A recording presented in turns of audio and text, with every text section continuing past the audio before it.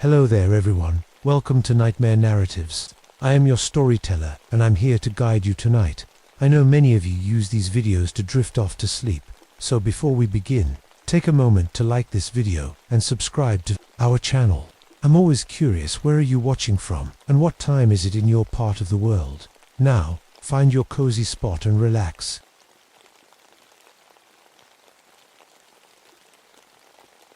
My name is David Youngblood, and I never believed in ghosts until that day in Pine Valley. It was a perfect morning in Yellowstone, the kind that makes you feel lucky to be alive. The valley stretched out before me, covered in wildflowers that swayed gently in the breeze. Snow-capped mountains stood tall in the distance, and a light mist hung over the meadow where a small herd of elk grazed peacefully. I breathed in the fresh mountain air as I walked through the valley, my boots crunching on the soft ground. Hot springs bubbled all around me, sending up clouds of steam that danced in the morning light. The thermal pools reflected the blue sky, making it look like pieces of heaven had fallen to earth. A grizzly bear was fishing in the stream nearby, completely unbothered by my presence. Above us, eagles soared through the clear sky. This was why I became a park ranger, to protect places like this, where nature still ruled. I was doing a routine wildlife survey, counting elk and noting their health. Just another day on the job, but even as I worked, I couldn't shake the feeling of peace that washed over me. Pine Valley was special, even by Yellowstone standards, remote, untouched, and breathtakingly beautiful. That's when everything changed. The temperature dropped, suddenly, like someone had opened a freezer door. I shivered and zipped up my jacket, confused by the sudden chill. Then I noticed something strange. The hot springs had stopped steaming. I walked over to the nearest pool and held my hand over it. Cold. The thermal activity had completely stopped. A silence fell over the valley, not the peaceful quiet of nature, but a dead silence that made the hairs on my neck stand up. I looked around and realized that every animal had frozen in place. The elk stood like statues in the meadow. The bear was motionless by the stream, a fish half caught in its paws. Even the birds hung unnaturally still in the sky. "Hello," I called out, my voice sounding small and wrong in the unnatural quiet. That's when my radio crackled to life. Instead of the usual park frequency, it began playing what sounded like funeral songs in a Native American language. The mournful voices raised goosebumps on my arms, because I recognized bits of Shoshone, my people's language, mixed with others I didn't know. I looked up at the sky, and my heart skipped a beat. Dark storm clouds were gathering overhead, swirling together faster than any natural weather system. Within minutes, the bright morning sun was completely blocked, and the valley fell into an eerie twilight. At my feet, I noticed the wildflowers beginning to wilt. They were dying in perfect circles that spread outward from the central thermal pool. The vibrant colors faded to brown before my eyes, like someone had pressed fast forward on the seasons. A drop of something wet hit my hand. I looked up, thinking it had started to rain, but the sky was still dry. The drop was red. I followed its source to the nearby pine trees and felt my blood run cold.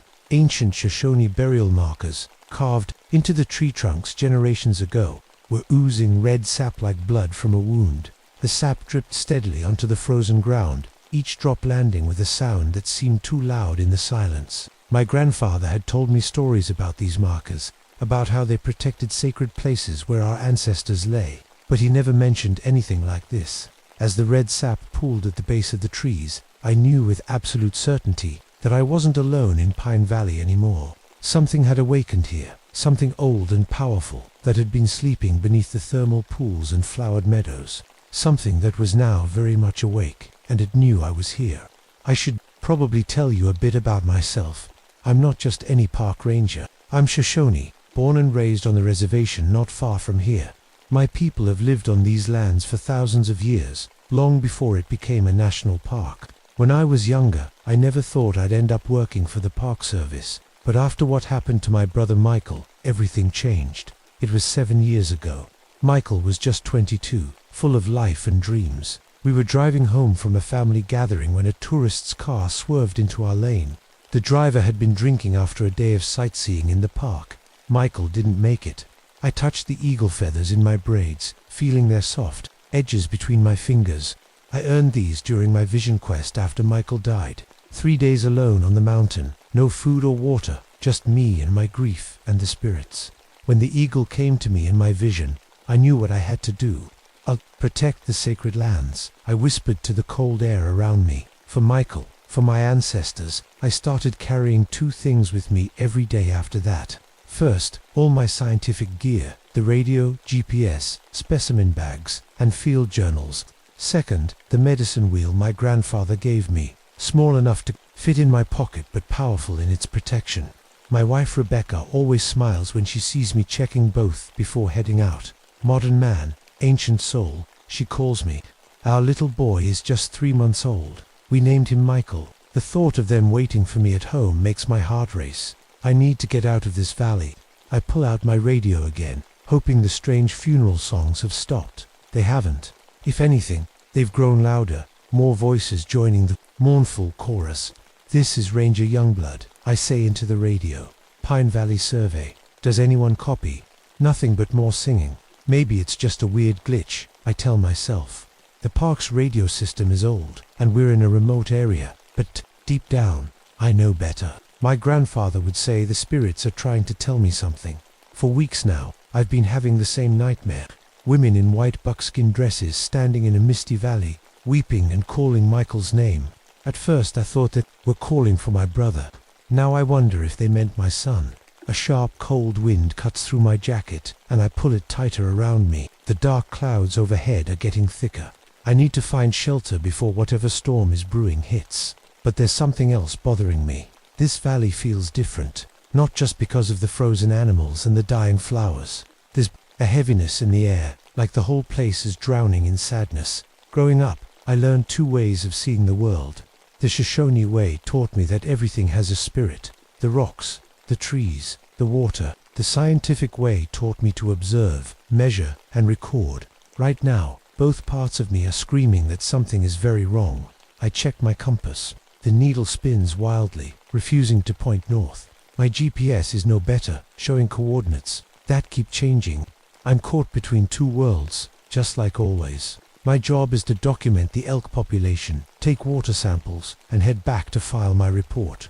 But my spiritual responsibility is to respect what's happening here, to listen to what the land is trying to tell me. The guilt I've carried since Michael's death weighs heavy on my shoulders. If I had remembered the protection prayers that morning, would the drunk driver have taken a different road? If I had been more connected to the old ways, could I have saved him?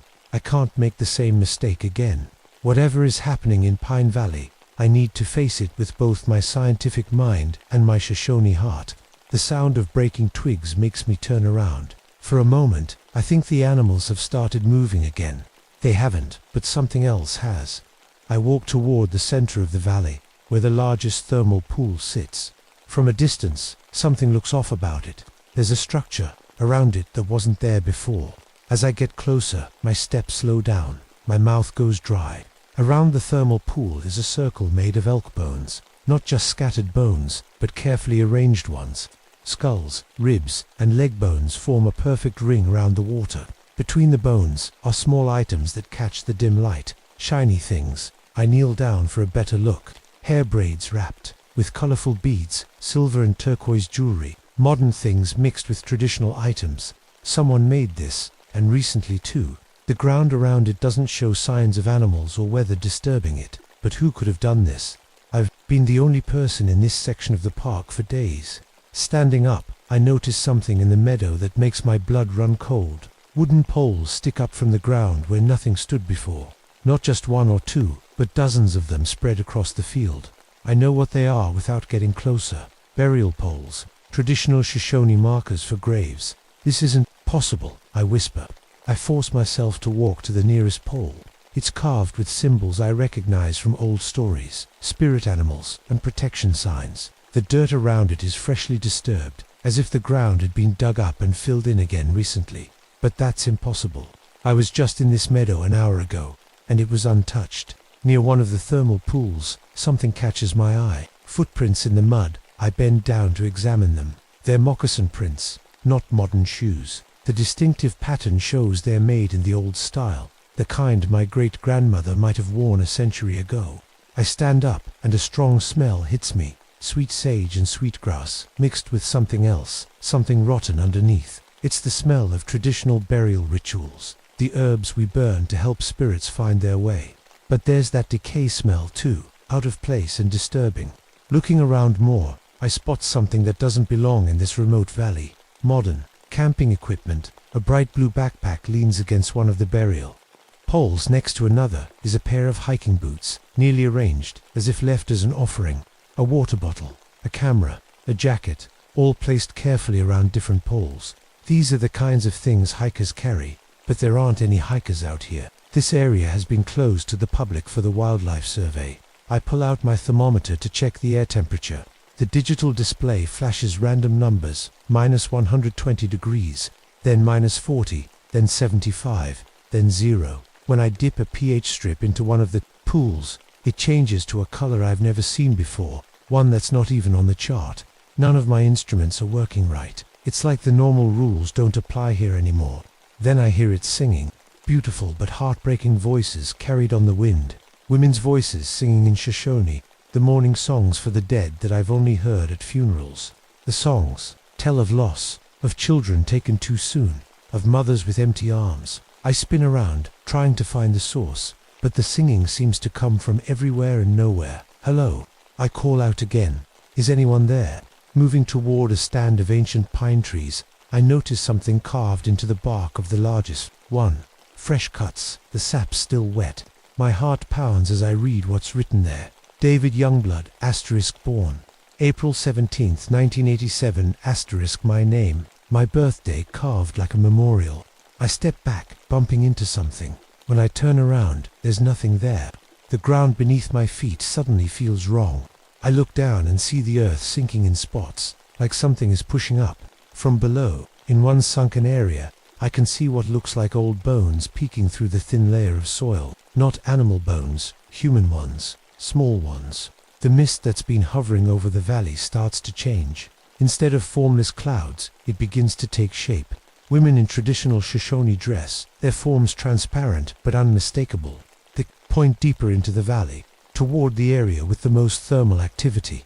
They want me to follow them. Part of me screams to run, to get out of this valley and back to Rebecca and baby Michael. But the other part, the part that remembers my grandfather's teachings, knows I can't outrun this.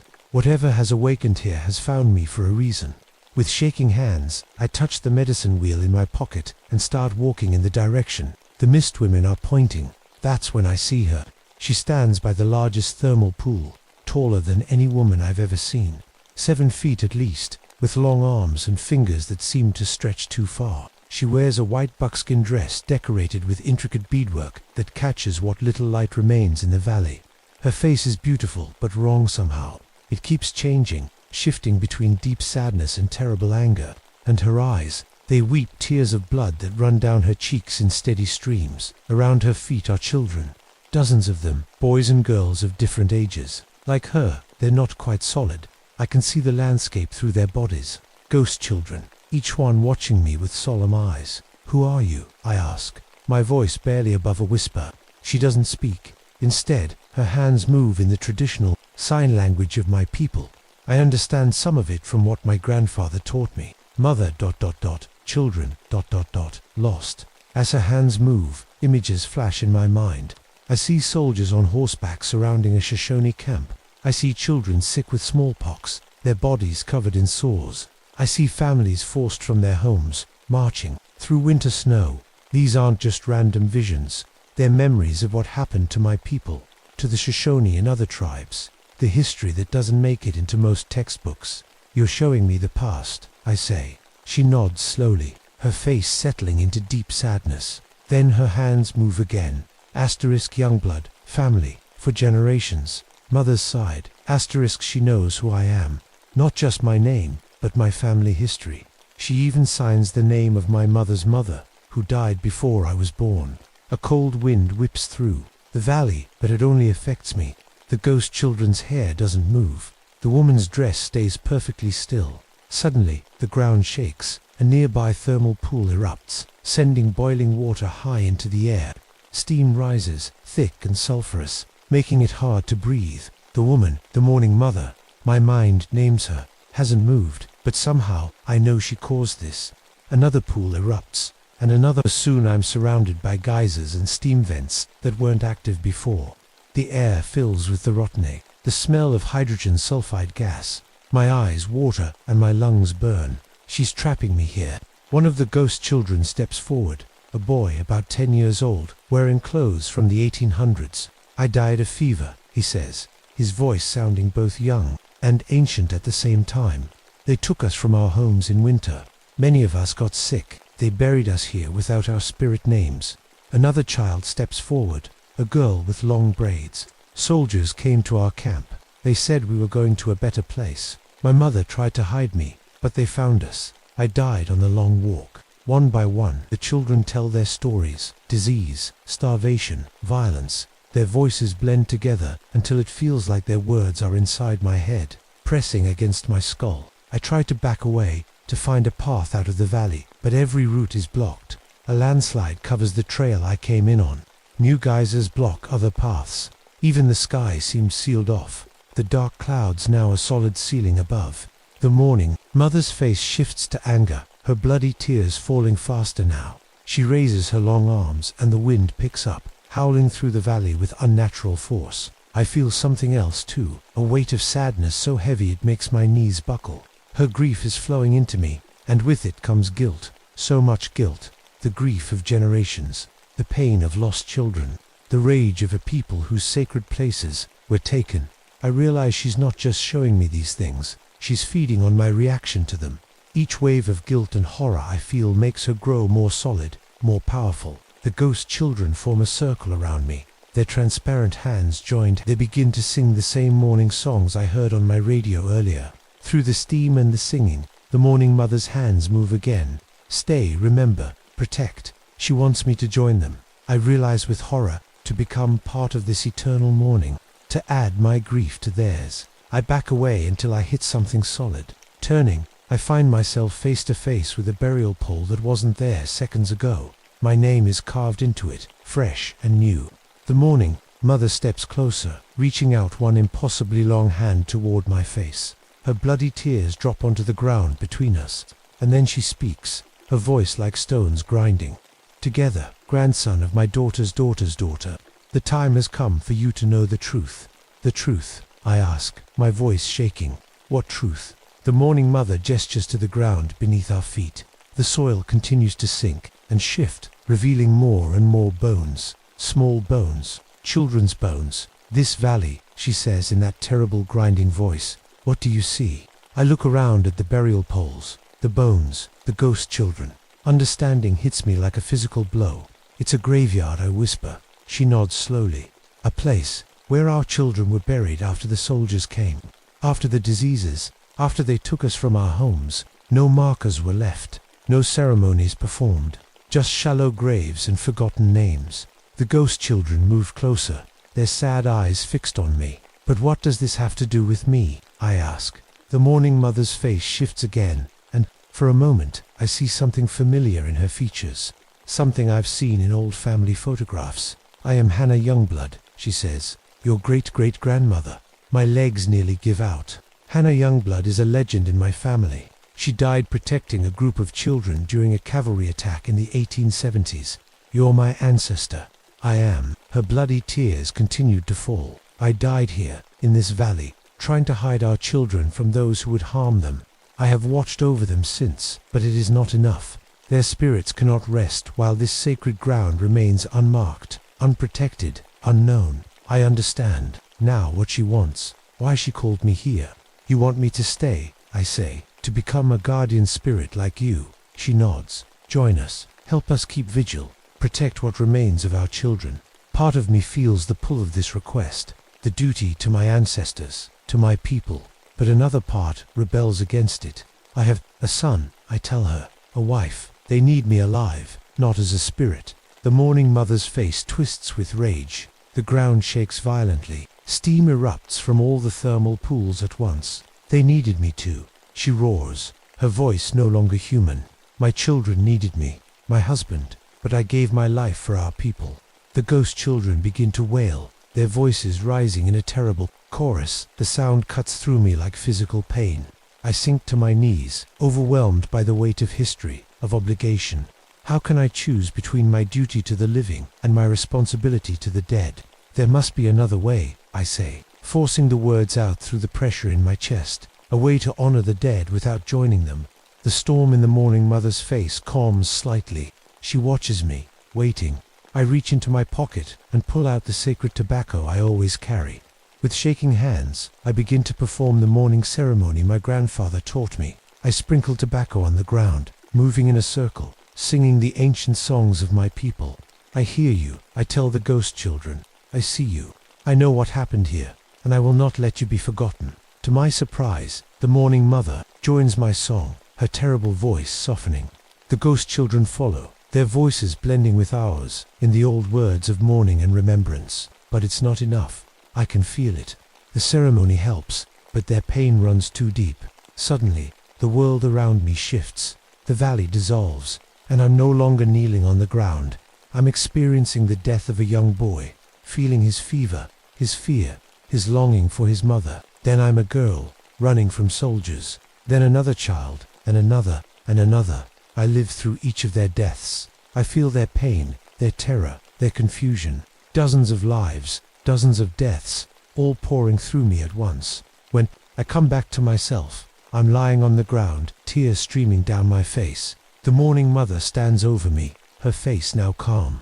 Now you understand, she says. I nod, unable to speak through my tears. I do understand, in a way I never could have before. What can I do?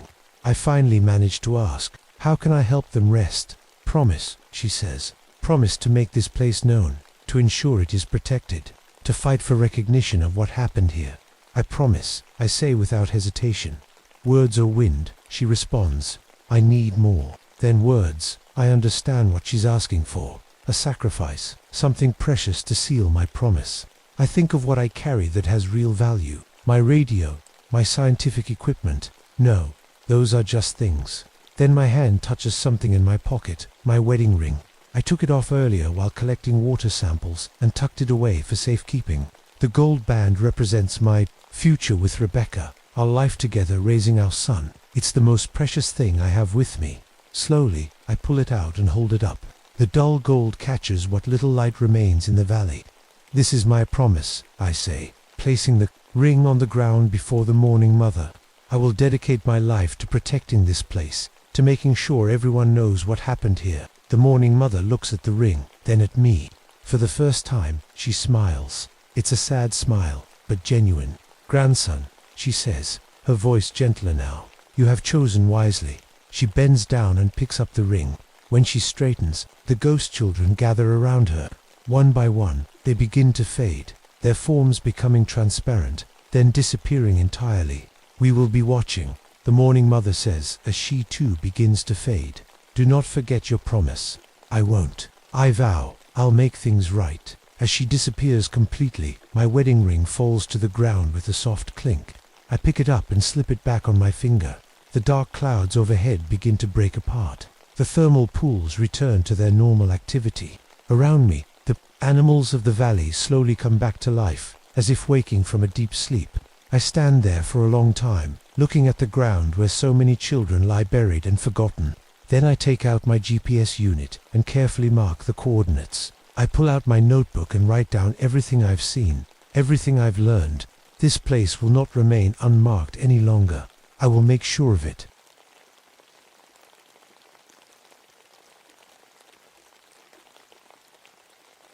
My name is Thomas Hawthorne.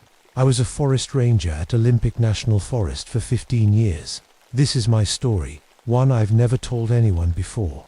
I'm writing it down now because the doctors say I don't have much time left. My liver's finally given up after years of trying to drink away what I saw in those woods back in '63. Maybe someone will find this notebook after I'm gone and understand why I became the town drunk, why I kept warning folks to stay away from Whispering Pines. It was early October 1963. I remember that morning like it was yesterday. The sun was just coming up, turning the mist between those giant Douglas firs into something magical. Gold light filtered through the trees like we were in some kind of natural cathedral. You could hear elk calling in the distance and ravens talking to each other from the treetops.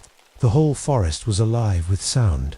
I was standing by my favorite stream, watching salmon fighting their way upstream. They were on their last journey home. The water was so clear you could count the pebbles at the bottom, and it bubbled over moss-covered rocks in a way that always calmed me down.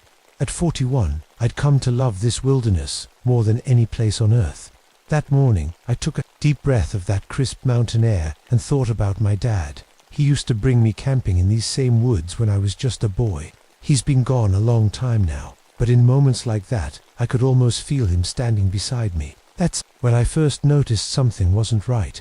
The forest went quiet, and I mean dead quiet. No birds, no insects, not even the sound of the stream seemed as loud. It was like the whole forest was holding its breath, waiting for something. I spotted a strange clearing up ahead that I'd never seen before. Nothing grew there, just black, dead soil in a perfect circle. The healthy forest surrounded it completely, but inside that circle, it was like nothing could live. My radio started acting up too, crackling with static that almost sounded like whispers. I couldn't make out any words, but it didn't sound like English anyway. Then the fog rolled in. Now, I'd seen plenty of fog in my years as a ranger, but this was different. It came uphill, against the wind, moving like it had a mind of its own. It twisted and curled between the trees like smoke fingers reaching for something. The temperature dropped so fast I could see my breath. Frost started forming on my backpack and canteen, even though the sky above was clear. It must have dropped 20 degrees in just a few minutes. I decided to check out the petroglyphs on the cliff face nearby, ancient carvings made by Native Americans centuries ago. I'd seen them 100 times before, but that day they seemed different. When I looked straight at them, they were the same as always. But when I glanced at them from the corner of my eye, they seemed to shift and change, like they were trying to tell me something. That's when Rex, my Saint Bernard, started acting strange too. He's normally the bravest dog you'll ever meet, but that morning he wouldn't leave my side. Something had him spooked. I should have turned back right then. Should have radioed for backup, or just gone straight to my truck and driven away from those woods forever. But I didn't.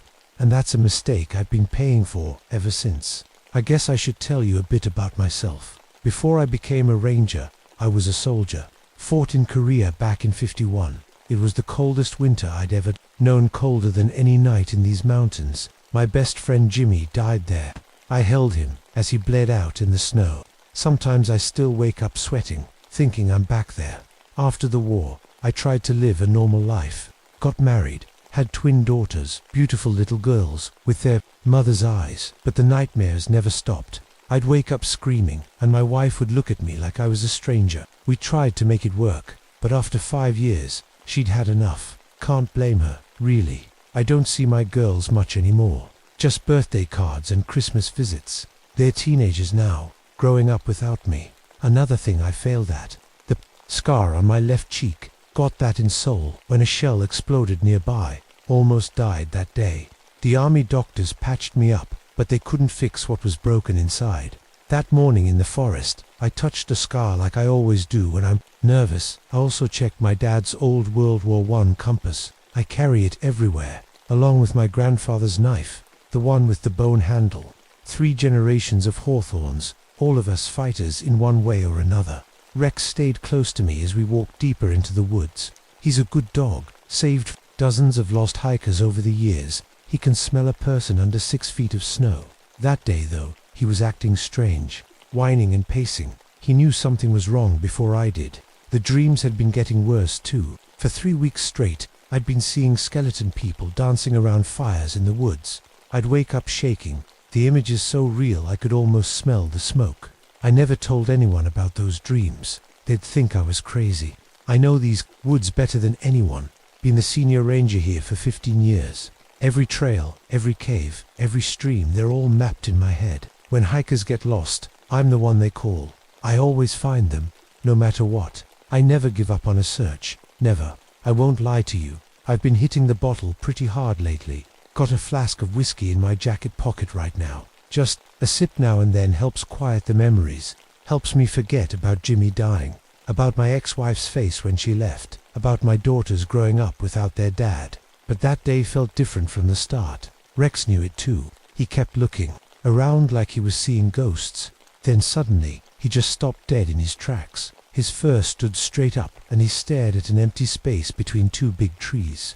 I couldn't see anything there, but Rex was terrified. He started making this low, scared sound, not a growl, more like he was crying.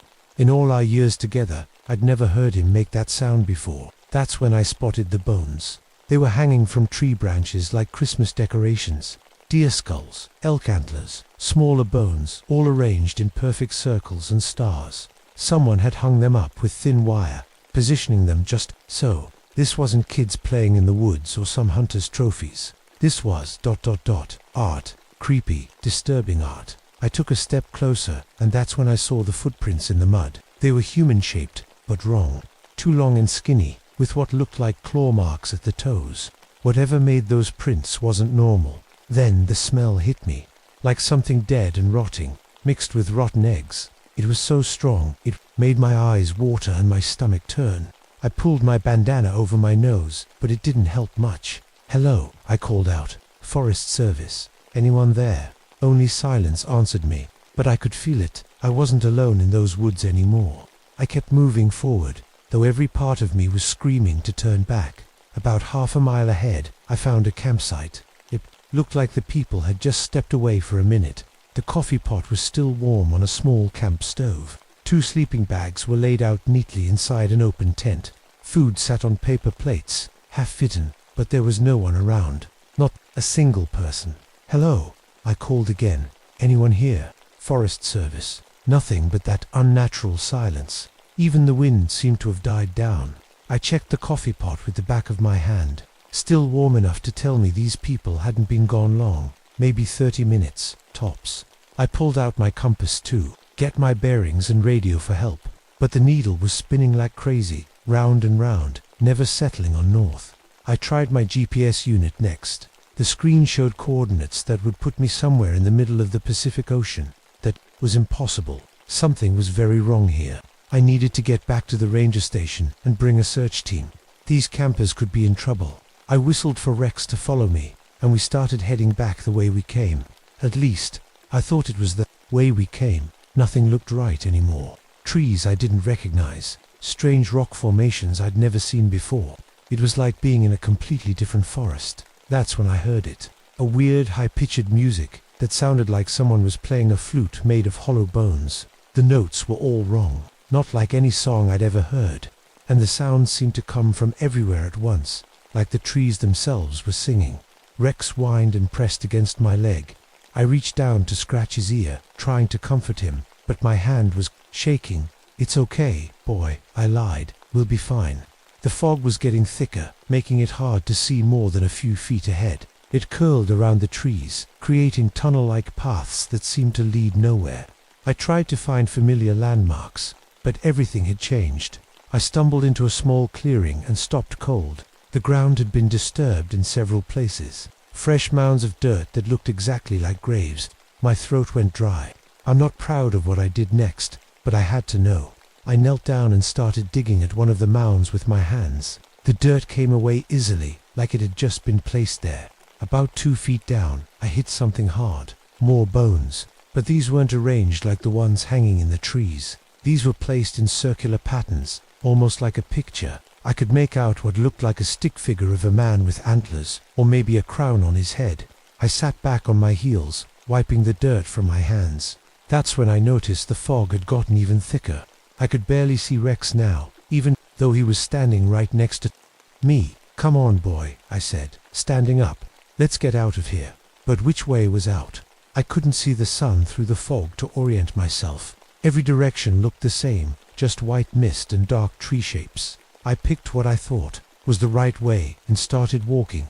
After about 20 minutes, I realized we were going in circles. I recognized that fallen log. We'd passed it twice already. The forest was playing tricks on me, or maybe my mind was playing tricks on itself. I took a swig from my flask, feeling the whiskey burn down my throat. It didn't help the fear, but at least my hand stopped shaking for a minute. That's when Rex froze again. His eyes were fixed on something in the fog that I couldn't see. A low growl rumbled in his chest. I squinted, trying to see what had spooked him. For just a second, I thought I saw something moving between the trees, something tall and thin, like a person, but not quite right. It was there and gone so fast, I couldn't be sure if I'd really seen it or if my eyes were playing tricks. "Who's there?" I called, trying to keep my voice steady. "Show yourself." No answer, just that eerie silence, broken only by Rex's growling. I pulled out my flashlight, even though it was still daytime.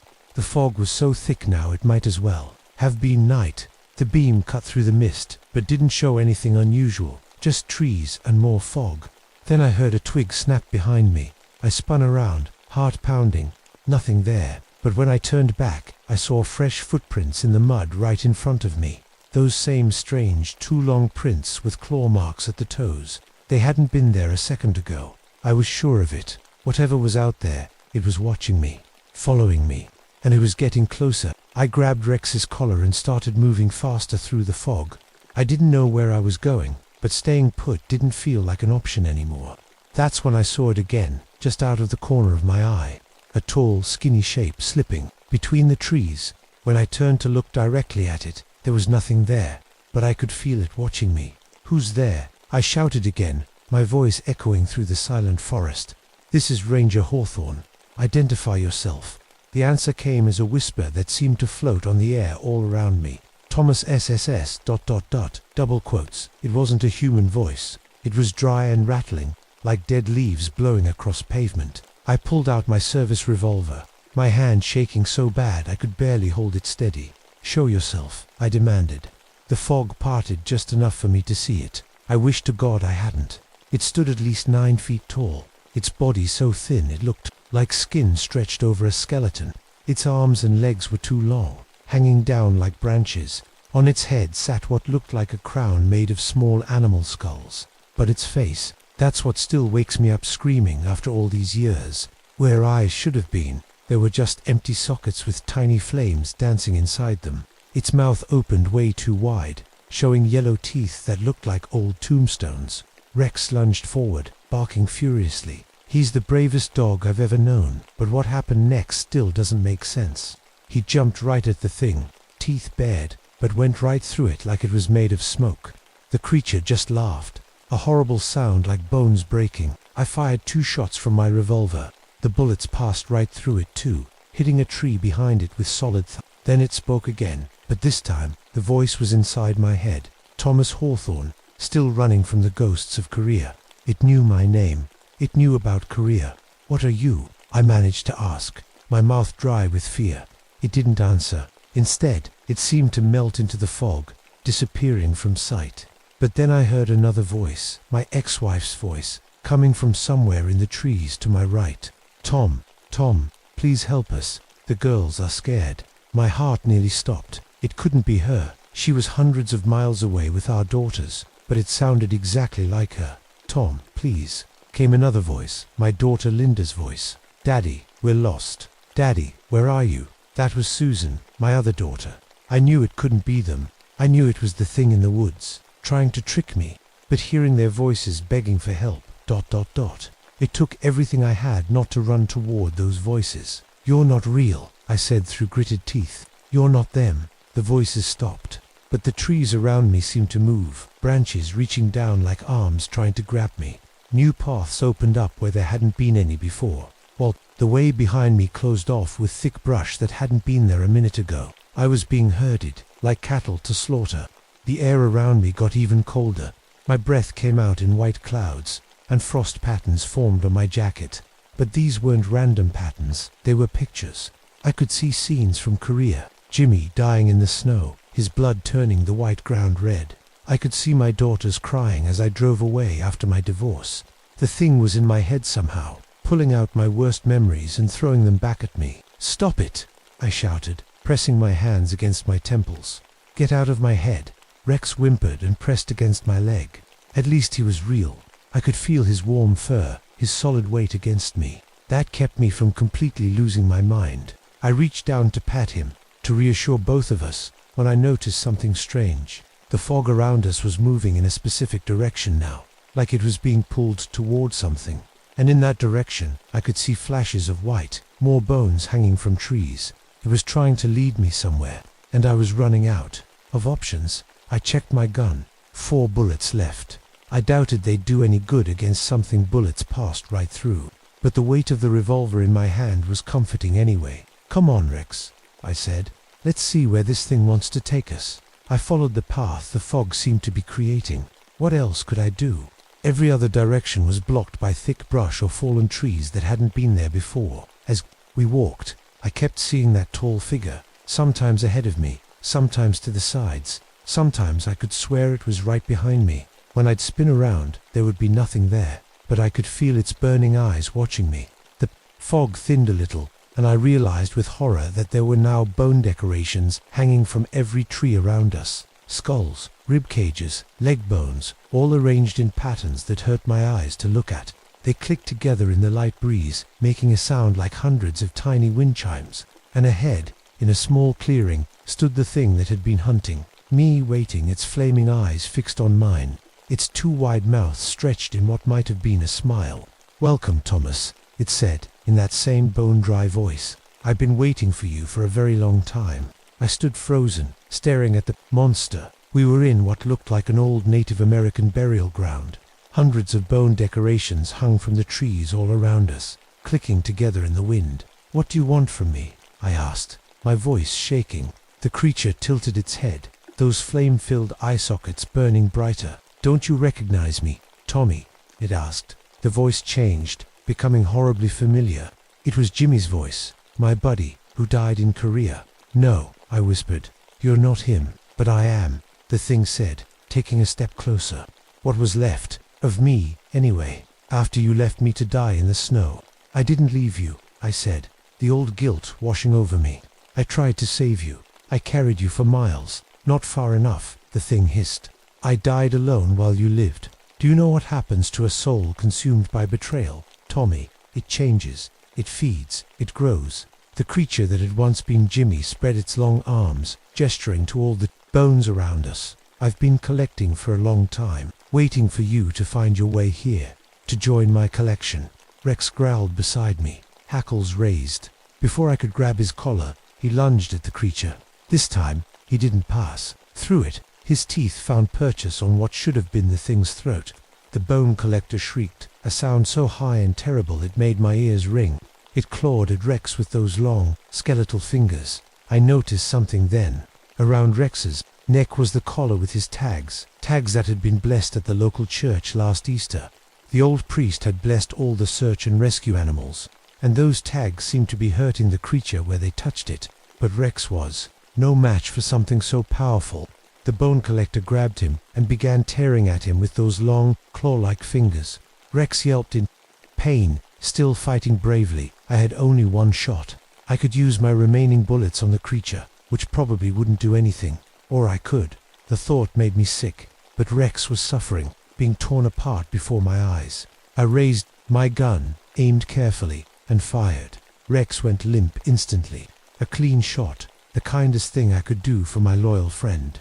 The bone collector dropped Rex's body and turned those burning eyes on me. It seemed confused by what I'd done. "You killed your own companion," it said, sounding almost impressed. "Perhaps you truly belong here with me." "No," I said, putting my gun away. There was only one bullet left, and I wasn't sure I'd need it. I put him out of his misery. That's what friends do. That's what I would have done for you in Korea if I'd had the chance. I pulled my grandfather's bone-handled knife from its sheath. It wasn't much against a 9-foot monster, but it was all I had left. "You're not Jimmy," I said, finding my courage. "Jimmy was brave and kind. He wouldn't become this ... thing. You're just using his memory, his face." The creature screeched, in rage, and lunged at me. I dodged between two massive trees, running deeper into the burial ground. It followed, moving faster than anything that size should be able to move. Bones flew at me from all directions, like they were thrown by invisible hands. I ducked and weaved, feeling them whistle past my head. One caught me in the shoulder, sharp enough to cut through my jacket and draw blood. As I ran, I noticed something. Every time the creature moved away from the center of the burial ground, it seemed to slow down a little. Away from all those bone totems, it wasn't as strong. I had an idea, a crazy, probably suicidal idea. I turned and ran straight back toward the monster, knife in hand. It was so surprised it actually hesitated. I used that moment to slash at the nearest bone decoration, cutting the cord that held it together. The bones clattered to the ground.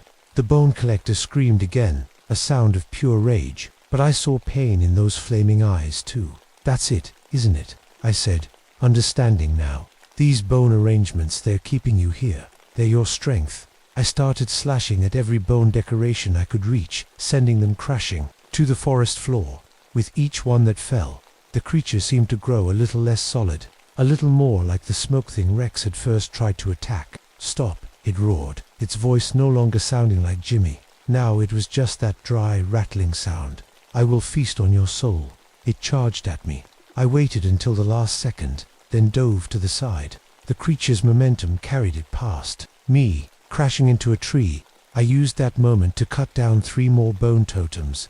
The bone collector was shrinking now, its 9-foot frame reduced to maybe 7 feet. The flames in its eye sockets were dimmer too, but it was still far stronger than me, and I was getting tired. It came at me again, those long arms reaching. I backed up, not realizing how close I was to the edge of the cliff, until I felt empty air behind my heels. Below me was 100 foot, dropped to the rocky stream bed. The creature saw my predicament and made a sound that might have been laughter. "Nowhere left to run, Tommy," it said, advancing slowly now. "Your bones will make a fine centerpiece for my collection." I looked around desperately. There were no more bone totems within reach, just the cliff behind me and the monster in front. I thought about my daughters, about how I'd failed them as a father, about how I'd never see them grow up. And then I thought about Jimmy, the real Jimmy. He wouldn't want this. He wouldn't want his memory used to hurt people. I gripped my knife tighter and made my choice. When the bone collector reached for me, I didn't back away. I lunged forward, driving my shoulder into what passed for its chest. The momentum carried us both over the edge of the cliff. We fell, tumbling through empty air. The creature shrieked and clawed at me, but I held on tight. If I was going to die, I was taking this thing with me. The last thing I remember is the rush of air, the creature's burning eyes inches from my face, and then ... impact. I woke up 3 days later in the hospital. Somehow, I'd survived the fall. My ribs were broken, my right leg shattered, but I was alive. They found me at the bottom of Whispering Pines Gorge, half in the stream. There was no sign of any creature, just a pile of ash that washed away in the current. They also found Rex's body up on the burial ground. Everyone assumed he'd been killed by a bear or mountain lion. I told the other rangers what happened. They thought the fall had scrambled my brain. Maybe they were right. But I know what I saw. I know what hunted me in those woods. And sometimes, even now, I still hear those bone-dry whispers in my dreams.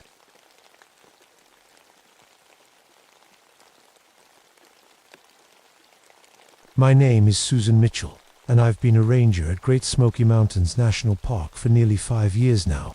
What I'm about to tell you happened in the spring of 1981, and I've never shared the full story with anyone until now. It was a perfect afternoon in April. The sun was shining through the ancient hemlock trees, creating this magical green glow all around me.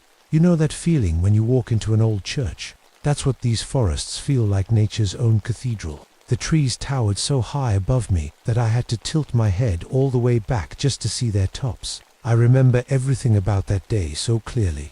The mountain stream nearby was bubbling and splashing over moss-covered rocks. Little warblers were singing their hearts out from the rhododendron bushes. Everything felt so alive and peaceful. Wild azaleas were blooming everywhere, explosions of pink and white flowers against the backdrop of misty blue mountain ridges that seemed to go on forever. On days like this, I felt so lucky to have this job, to be out here instead of stuck in some office. I was 29 then, out tracking some reported bear activity in a remote area we locals call Hemlock Hollow. Nothing unusual about the assignment. We get bear reports all the time. I took a deep breath of that clean mountain air and smiled to myself. Charlie, my old bloodhound, was trotting alongside me, nose to the ground as usual. That's when everything changed. It happened so suddenly that at first I thought my ears had popped. Every single bird stopped singing at the exact same moment. The forest went completely silent. All I could hear was my own heartbeat, which seemed to echo loudly in my ears. "Charlie," I whispered, my voice sounding too loud in the quiet. He looked up at me, ears perked forward, clearly as confused as I was. I noticed the leaves on a nearby hemlock tree starting to turn black. Not the slow changing of seasons, this was happening right before my eyes. Healthy green needles shriveled, blackened, and fell to the ground. Then another tree did the same, and another. My radio crackled to life with a burst of static that made me jump. Through the interference, I could hear what sounded like whispered conversations. The voices had that distinct old Appalachian accent, like my grandmother used to have, the kind you don't hear much anymore, except from the oldest mountain folks. "Hello, Bass, do you copy?" I said into the radio, but got nothing back except more whispers and static. A cold breeze suddenly hit my face, making me shiver. The temperature had dropped at least 15 degrees in seconds. I could see my breath. Now, little clouds forming in front of my face. Goosebumps rose on my arms despite my ranger jacket. That's when I saw the fog. It didn't make any sense. The ground was bone dry. So where was this fog coming from? It rose from the hollow below me, not like regular fog, but in twisting tendrils that seemed to reach up toward me. I swear it moved like it had a mind of its own. Charlie growled, low in his throat, the fur on his back standing straight up. I took a few steps back and bumped into an old hemlock tree. When I turned to steady myself, I noticed something carved into the bark called Cherokee symbols. My grandmother had taught me to recognize some of them. Warnings, mostly, about bad places and dark spirits. As I stared at the carvings, dark sap began to ooze out of them, thick and slow like blood. It dripped down the trunk, forming patterns on the forest floor that made my stomach turn. They weren't random, they looked like stick figures with elongated limbs and gaping mouths. "Come on, Charlie," I said, trying to keep my voice steady. "Let's check out that hollow and get back to the station." I didn't know it then, but we were already too late to turn back. The hunger in Hemlock Hollow had awakened, and it had caught our scent. I wasn't always a park ranger. Growing up in these mountains shaped everything about me. My daddy was a moonshiner making illegal whiskey deep in the woods where nobody could find his still. We lived in a small cabin without much money, but we had the mountains, and that counted for something. My grandmother lived with us. She knew everything about these hills, which plants could heal you and which could kill you. She'd sit me on her knee and tell stories about the mountain devils that lived in certain hollows. "They ain't just stories, Susan," she'd say, her eyes serious. "Some things in these mountains are older than people, and they're hungry things. They remember." I used to believe her. As a kid, those stories kept me awake at night. But as I grew up, I pushed them aside as just old superstitions. I was too busy trying to be the first in my family to finish high school, then somehow get to college. And I did it. I studied hard, got scholarships, and made it out. But leaving came with a price, to guilt of moving forward while my family stayed behind in our struggling mountain town. When I got the ranger job 5 years ago, it felt right to come back, to use what I'd learned, to protect the place that made me. Charlie nudged my leg, bringing me back to the present. He was a gift from my grandmother before she passed. "This dog sees more than most people," she'd told me. Charlie was getting old now, grey around his muzzle, but he could still track scents that seemed impossible to follow. I reached down to pat his head. "What is it, boy?" I'm not a big person, barely 5'4", but years of hiking these mountains had made me tough. My hands were calloused from work, my face already showing lines from squinting in the sun. I gripped my grandmother's walking stick tighter. She'd carved it herself from hickory, polished smooth from years of use. I carried it alongside my modern Ranger gear, bridge between the old mountain ways and the new. The dreams had started 3 weeks ago. I'd wake up in the middle of the night, heart racing, the image of gaunt figures with glowing eyes still fresh in my mind. They spoke to me in an old mountain dialect I barely understood, begging for food, always hungry, always wanting. I hadn't told anyone about the dreams. Who would I tell, and what would I say? That I was having nightmares about my grandmother's stories. But then the reports started coming in. Hikers claimed their food was being stolen in the night. They described strange noises, not quite animal, not quite human. Some talked about seeing wild men moving through the trees at night. That's why I was out here today, to investigate, to prove to myself that there was a rational explanation. Maybe hungry bears, or even some homeless people camping illegally in the park. Charlie suddenly stopped walking and planted his feet firmly on the trail. His ears went back, and he made a sound I'd never heard before, halfway between a whine and a growl. "What's wrong, boy?" I crouched beside him, scanning the trees ahead. He backed up, trembling. Charlie had tracked bears, helped find lost hikers in thunderstorms, and once even stood his ground against a mountain lion. I'd never seen him afraid like this. It's okay, I said, though I didn't believe it myself. Show me what you smell. Charlie whimpered and tugged the other way, trying to lead me back the way we'd come. But I couldn't turn back not without checking out what was happening in that hollow. It was my job. Besides, mountain pride runs deep in my family. We don't back down from challenges. My daddy would have called it cowardice. Come on, I said firmly. We need to keep going. Charlie reluctantly followed, but he stayed close to my legs, his tail tucked low. The silence in the forest felt heavier now, pressing against my ears. The fog was getting thicker, wrapping around tree trunks like ghostly fingers. As we made our way deeper into Hemlock Hollow, I couldn't shake the feeling that we were being watched, and worse, that my grandmother's stories weren't just stories after all. The deeper we went into Hemlock Hollow, the more Charlie tried to pull away. He'd take a few steps forward, then back up whimpering. I'd never seen him act this way before. What is it, boy? I whispered, kneeling beside him. His nose pointed toward a thick patch of rhododendron, but he refused to go near it. I patted my leg. Stay close then. I pushed aside the rhododendron branches and froze. There, scattered on the ground, were bones. Lots of them. At first, I thought they were deer bones. We see those all the time. But these were different. Some were too long, too straight. I picked one up with shaking hands. It was a human femur, a thigh bone. I'd taken enough biology classes to know what I was looking at. The end had been gnawed, with deep teeth marks along the shaft. My stomach turned. This isn't right, I said to Charlie, dropping the bone. This isn't a bear. A few yards away, I found something even more disturbing, a crude shelter made from torn camping gear. A blue tarp had been stretched between trees, with sleeping bags and backpacks torn apart to make walls. What made my skin crawl were the symbols painted everywhere. They looked like the ones on the tree, but these were drawn in dark, rusty brown stains that looked horribly like dried blood. The smell hit me then so strong I had to cover my nose with my bandana. It was the worst thing I'd ever smelled, like something had died, mixed with unwashed bodies, and something sickly sweet I couldn't identify. Hello, I called out, my hand moving to the pepper spray on my belt. Park ranger. Is anyone here? Only silence answered me. I knelt down to examine the ground around the shelter. There were footprints in the soft dirt, but they didn't look right. They were human-shaped, but the toes were too long, with what looked like claw marks at the ends. The way the prints fell showed a strange walking pattern, like whoever wore whatever made them had something wrong with their legs. I pulled out my compass to mark my location on my map. The needle spun wildly, never settling on north. My GPS was just as useless according to it. I was standing in the middle of a lake that didn't exist. This doesn't make sense, I muttered.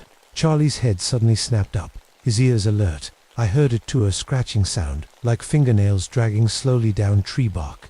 Then another sound joined in from a different direction, and another. Soon the scratching surrounded us, coming from everywhere at once. I spotted a candy bar wrapper on the ground near the shelter. Picking it up, I saw it had been torn open and the chocolate inside completely devoured, wrapper and all. Next to it was an aluminum can of beans, gnawed open from the bottom, the contents eaten raw. Who would eat like this? I whispered. Looking up, I noticed deep claw marks on a nearby tree. They were at least 12 feet high, way too tall for a bear standing on its hind legs, and definitely not something a normal person could reach. I decided we'd seen enough. Come on, Charlie, let's get out of here and call for backup. We turned to head back the way we came, but nothing looked familiar. The path we'd followed into the hollow was gone, replaced by fallen trees and thick patches of thorny brambles that I knew hadn't been there before. This is the way we came in, I said, trying to keep the panic out of my voice. I know it is, but it wasn't. Somehow, the forest had changed around us, like it was trying to keep us there. I thought about my grandmother's stories, how certain places in the mountains could trap you if they wanted to. I took a deep breath. Okay, Charlie, we'll find another way out. We tried another direction, pushing through thick underbrush. The scratching sounds followed us, always just out of sight. The fog swirled around our feet, sometimes forming shapes that looked almost human before dissolving again. The sun was getting lower in the sky. In a few hours, it would be dark, and the thought of being in Hemlock Hollow after nightfall made my heart race. We needed to find a way out, and soon. That's when Charlie suddenly growled a deep, warning sound from his chest. He was staring fixedly at something ahead of us. I squinted through the trees and saw the dark opening of a cave I hadn't noticed before. The fog seemed to pour from its mouth like breath on a cold day. And then I saw movement. Something was coming out of the cave, something tall and impossibly thin that moved in a way nothing human should move. I grabbed Charlie's collar and pulled him behind a fallen log. We crouched there, hardly daring to breathe, as the thing from the cave emerged fully into the fading daylight. I'll never forget what stepped out of that cave.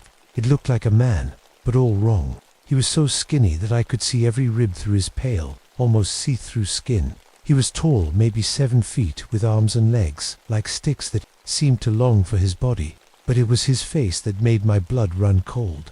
His eyes had a faint glow to them, like the way a cat's eyes shine in the dark. And his mouth, it opened way too wide when he sniffed the air, showing rows of teeth that had been filed to sharp points. They were stained black, like they'd been chewing on something that wasn't meant to be eaten. Charlie trembled against my leg, but thankfully stayed quiet. I held my breath, hoping the creature wouldn't spot us behind the fallen log. The thing I started thinking of it as the hollow man moved with a strange jerking motion, sometimes on 2 legs, sometimes using his hands like an animal. He was wearing the tattered remains of what might have once been hiking clothes, now filthy and torn. He stopped and lifted his head, sniffing the air. Then he made a sound that still haunts my dreams, a mix of words and animal noises. Hungry, he groaned, his voice raspy like he hadn't used it properly in years.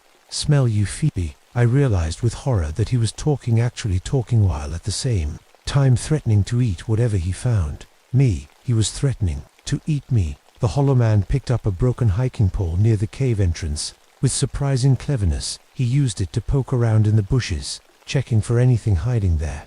This wasn't a mindless creature, he was using tools. Then he did something even more terrifying. He threw back his head and made a high-pitched whistling sound, followed by a series of clicks. He was calling others from different directions around the hollow. I heard answers, similar whistles and clicks. One by one, more creatures emerged from hiding places I hadn't even noticed, from another small cave, from behind a cluster of boulders, from up in the trees. They were all like the first ones, skinny, to the point of starvation, with glowing eyes and those terrible black teeth.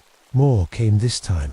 One of them said in that same broken speech, "Good eating, sweeter than the last." Another replied, running a long tongue over his teeth. I counted 7 of them now, moving with that same jerky gait, communicating with each other through those clicks and whistles.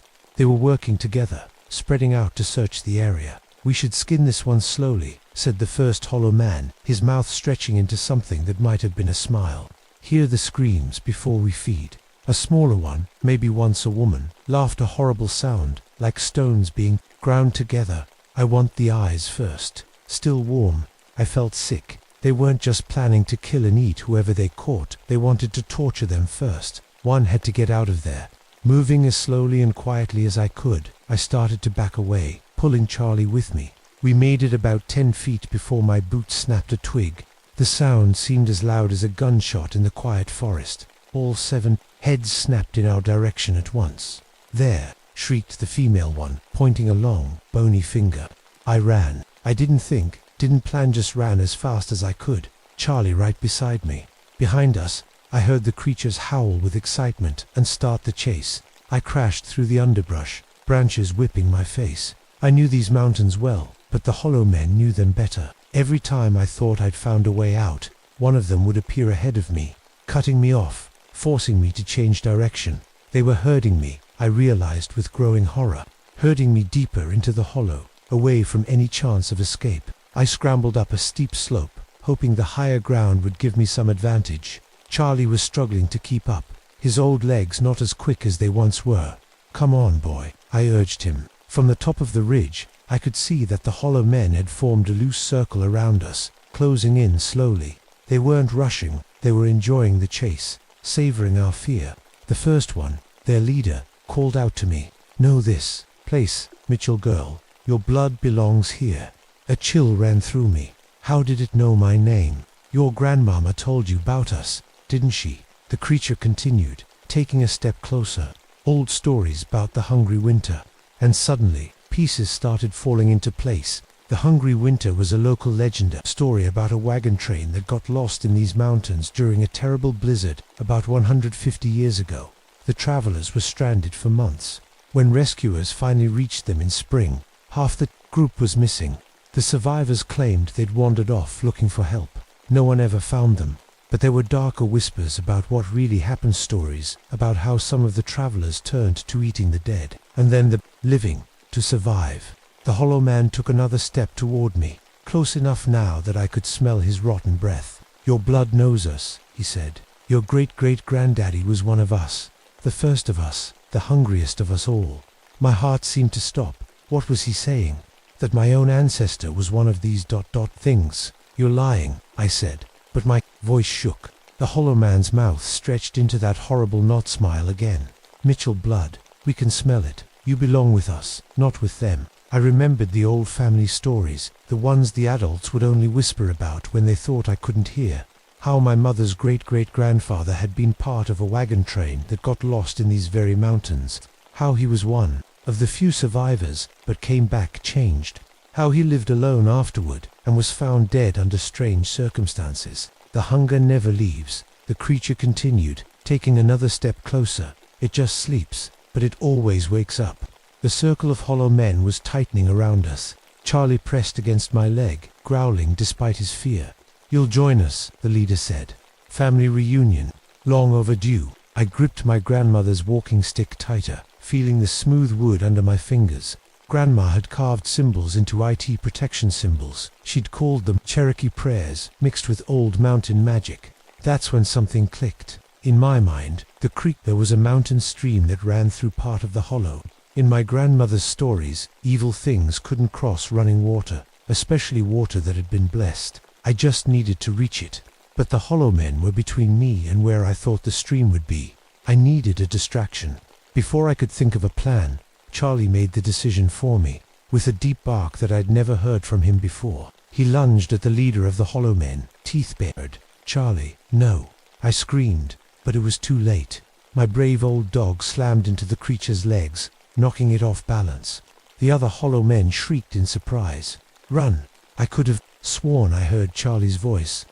In my head, though I know that's impossible, I ran. Tears blinded me as I heard Charlie's growls turn to yelps of pain behind me. My faithful friend was giving his life so I could escape. I crashed down the other side of the ridge, heading toward where I thought the stream would be. The forest seemed to fight me every step of the way. Branches grabbed at my clothes. Roots rose up to trip me. The ground itself seemed to shift beneath my feet. Behind me, I heard the hollow men recovering from the surprise and giving chase again. Their whistles and clicks echoed through the trees. My lungs burned. My legs ached. But I kept running, fueled by fear and grief and rage. Then I heard the blessed sound of running water. The stream was just ahead. I burst through a thicket of rhododendron and saw it, a mountain stream about 10 feet wide, splashing over rocks on its way down the mountain. On the other side was a steep cliff leading up to a small waterfall. I splashed into the cold water, feeling a strange tingle as I crossed the halfway point. Looking back, I saw the hollow men emerge from the trees. They stopped at the water's edge, hissing and spitting like angry cats. They couldn't cross. Grandmother had been right, but my relief was short-lived. The leader approached the water cautiously. He dipped one long finger in and pulled it back, with a sizzling sound and a howl of pain. But then he tried again, gritting his teeth against the pain. He managed to put his whole hand in this time. "The old magics grow weak," he rasped. "We learn, we adapt. Soon water won't stop us." I realized with horror that he was right. Whatever power had once kept them confined to the hollow was fading. They were learning to overcome it. I remembered my grandmother's teaching. It wasn't just running water that stopped evil, it was blessed water. Water that had been prayed over with the old words. I waded to the middle of the stream, water swirling around my knees. The hollow men watched from the bank, their glowing eyes fixed on me. The leader was now up to his wrist in the water, grimacing in pain but still pushing forward. I raised my grandmother's walking stick. The carvings in the wood seemed to shimmer in the fading daylight. What were the words? I muttered to myself, trying to remember the prayer my grandmother had taught me. The leader of the hollow men was now knee-deep in the water, pushing through whatever pain it caused him. The others watched from the bank, some beginning to test the water with their toes. I closed my eyes, desperately trying to recall. And then, like a whisper in my ear, I heard my grandmother's voice, teaching me the old Cherokee blessing for water. I began to speak the words, my voice growing stronger with each phrase. I dipped the walking stick into the stream, moving it in the patterns my grandmother had shown me. The water around the stick began to glow with a soft blue light. The light spread outward, traveling up and down the stream. The Hollow Man leader screamed a terrible, inhuman sound as the glowing water touched him. He tried to back away but seemed frozen in place. "What have you done?" he shrieked. The blue light raced across the surface of the stream, growing brighter when it reached the banks. It didn't stop but continued into the soil on either side. The ground under the Hollow Men began to tremble. Cracks appeared, glowing with the same blue light. The creatures tried to flee, but the light followed them, spreading throughout the hollow like veins of glowing sapphire. "You've killed us," the leader wailed, still trapped in the stream. His body was smoking now, dissolving where the water touched it, your own blood. The other Hollow Men were being swallowed by the glowing cracks in the earth, their screams echoing through the hollow.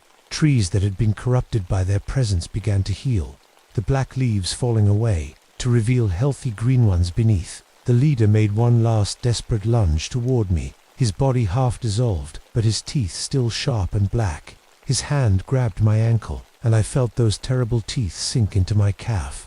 I screamed in pain and fell backward into the stream. The current immediately swept the creature away, its body breaking apart in the blessed water, but the damage was done. I could feel it instantly, a burning sensation spreading from the bite, moving up my leg and toward my heart. The blue light was fading now. The hollow grew quiet once more.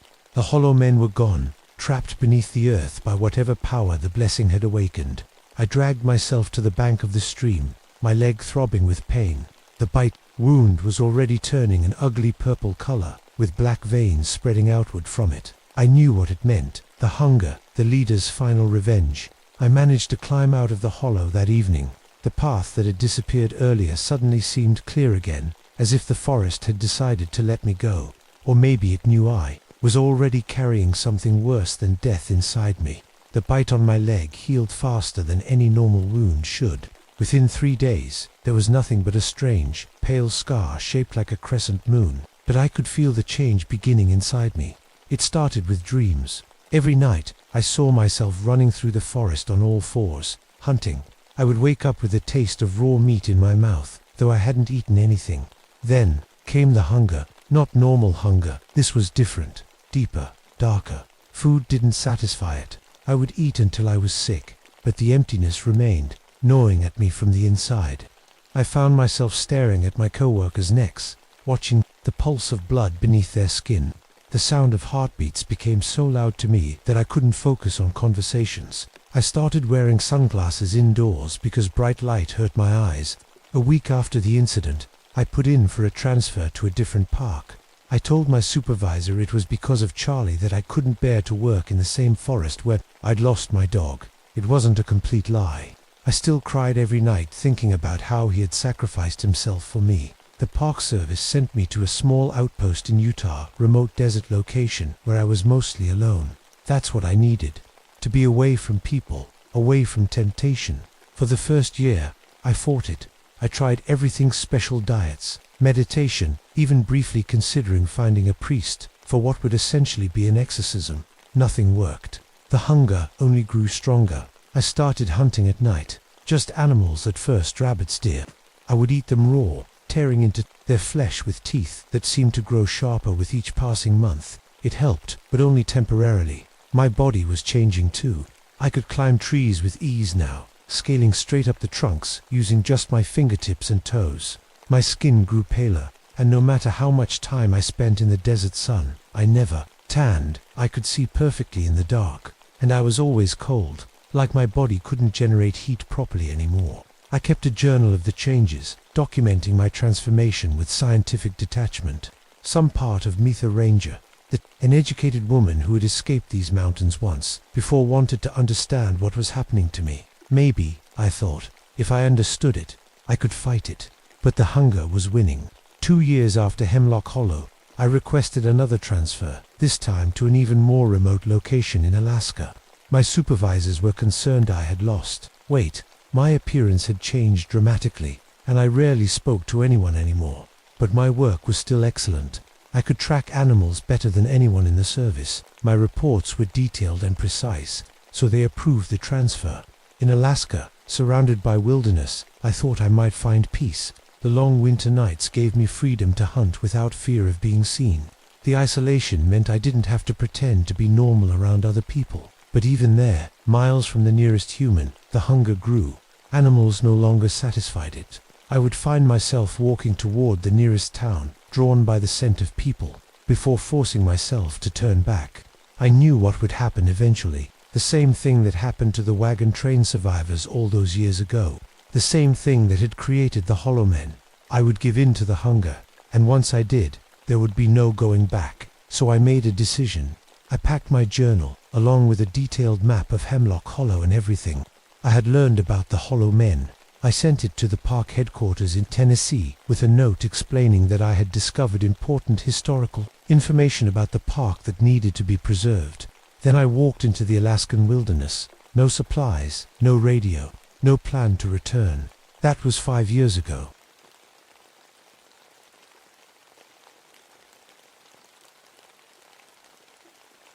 My name is Robert Schneider, but everyone calls me Bobby. I've been a forest ranger here in the Superior National Forest for almost 7 years now. It's the most beautiful place you could ever see.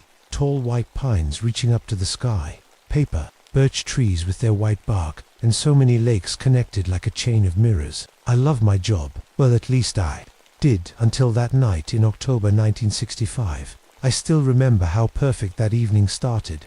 The lakes were so still they looked like glass, reflecting everything above them exactly. I could hear loons calling to each other across the water, that haunting cry that sounds almost like a wolf but isn't.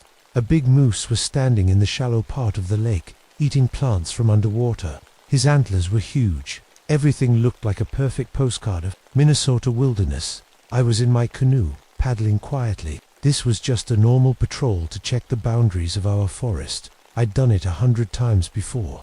The sun was setting, and I was thinking about my fiancée, Martha. She's a school teacher in town. We were planning to get married next spring. Then I noticed something odd in the sky. The northern lights were coming out, glowing green and gold. That wasn't normal at all. It was only early autumn, and we were too far south to see the aurora this time of year. But there it was, dancing across the stars. I was still watching the sky when everything changed. My compass went crazy, spinning around and around like it couldn't find north. The northern lights got brighter and brighter until I had to shield my eyes. It was like someone was turning up the brightness on a television set.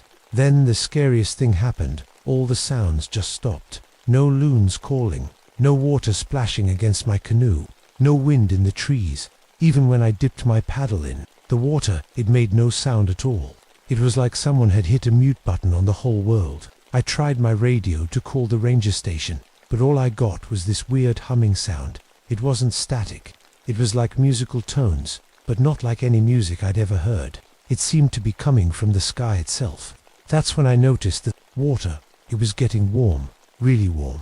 In October in Minnesota, the lakes are usually freezing cold, but this water felt like a bathtub. Steam was rising off the surface in little spirals, like tiny tornadoes made of mist. I looked at the shoreline and got another shock.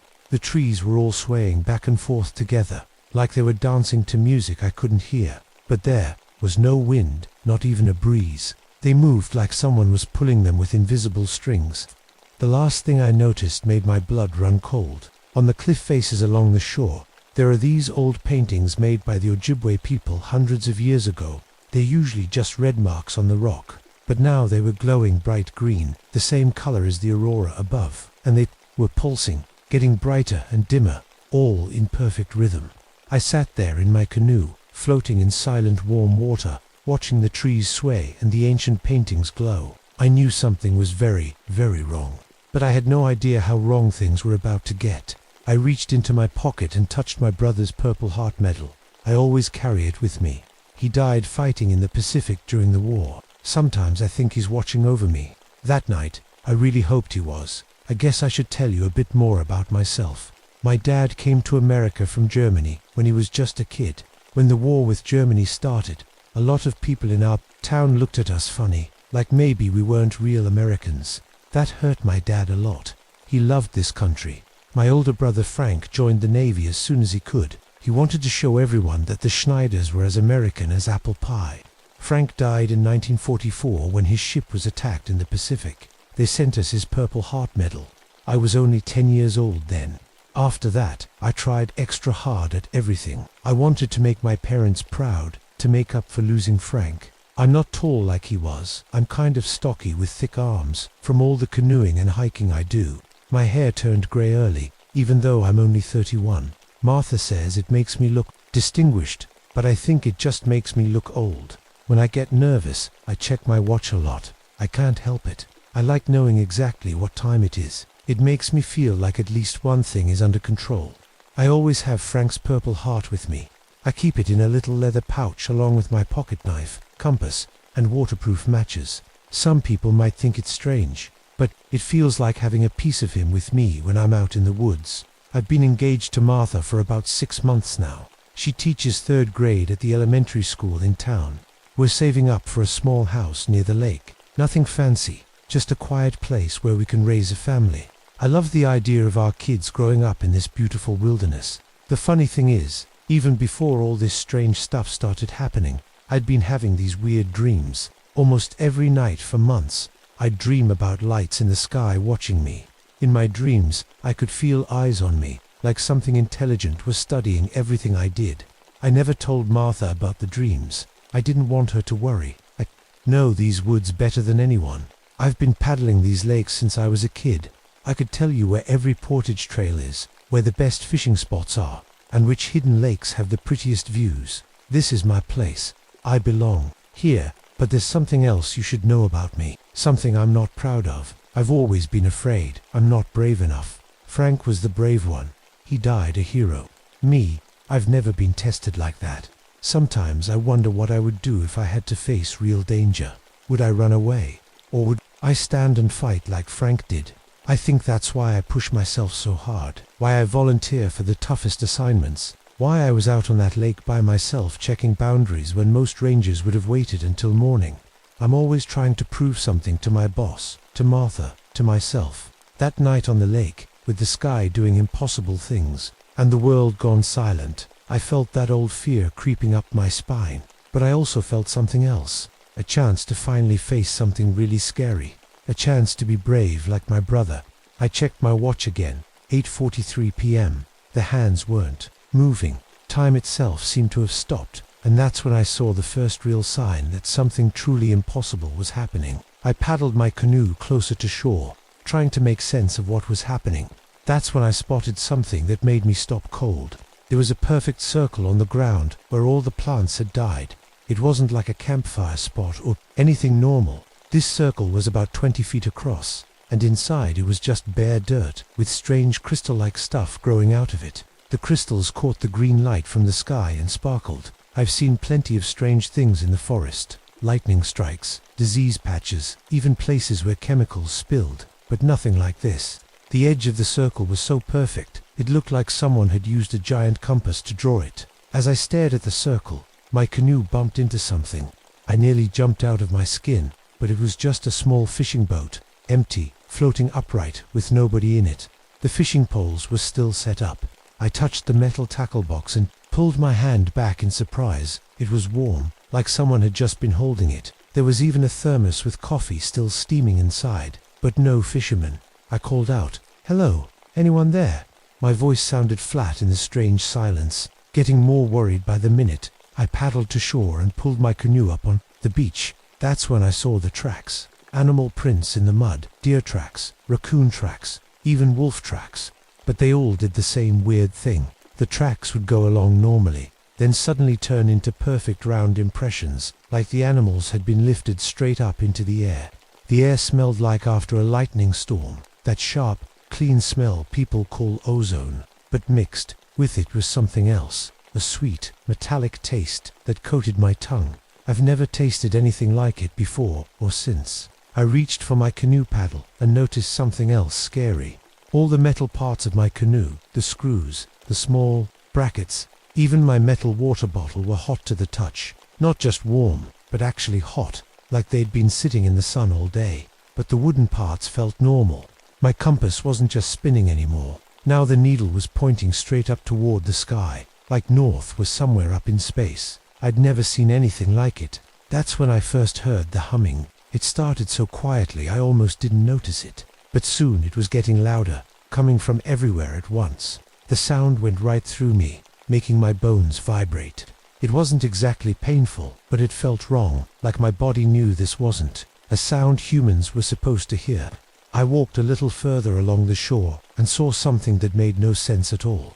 Fish were floating belly up in the water, which usually means they're dead. But these fish weren't just randomly scattered. They were arranged in perfect patterns, circles, triangles, and shapes I don't even have names for. I picked one up to check if it was diseased or hurt, but it looked completely healthy except for being dead.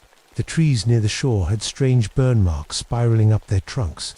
The marks started wide at the bottom and got narrower as they went up, like something hot had come down from the sky and spun around the trees as it landed. I pulled out my camera to take pictures of all this. Nobody at the ranger station would believe me without proof. But when I opened it, all the film was completely white, like it had been exposed to bright light. That was impossible. The film was in a sealed container inside the camera. I checked my watch, again, still stuck at 8:43 p.m. I had no idea how much time had actually passed. That's when the humming sound suddenly got much louder. The water in the lake began to bubble and churn, like something huge was about to come up from below. I stood frozen on the shore, unable to run, unable to look away, and then I saw them. The water in the middle of the lake began to rise up in a dome shape. Then, something broke through the surface. It wasn't a fish or an animal. It was something I'd never seen before. A huge, round, disc-shaped, craft, machine. I don't know what to call it. It was metallic and smooth, about the size of 3 school buses put together. Water ran off its surface, like it was made of something that water couldn't stick to, like mercury in those old thermometers. The craft hovered silently about 10 feet above the lake. No engine noise, no splash, nothing. Just that constant humming sound that I now realized was coming from this thing. I wanted to run.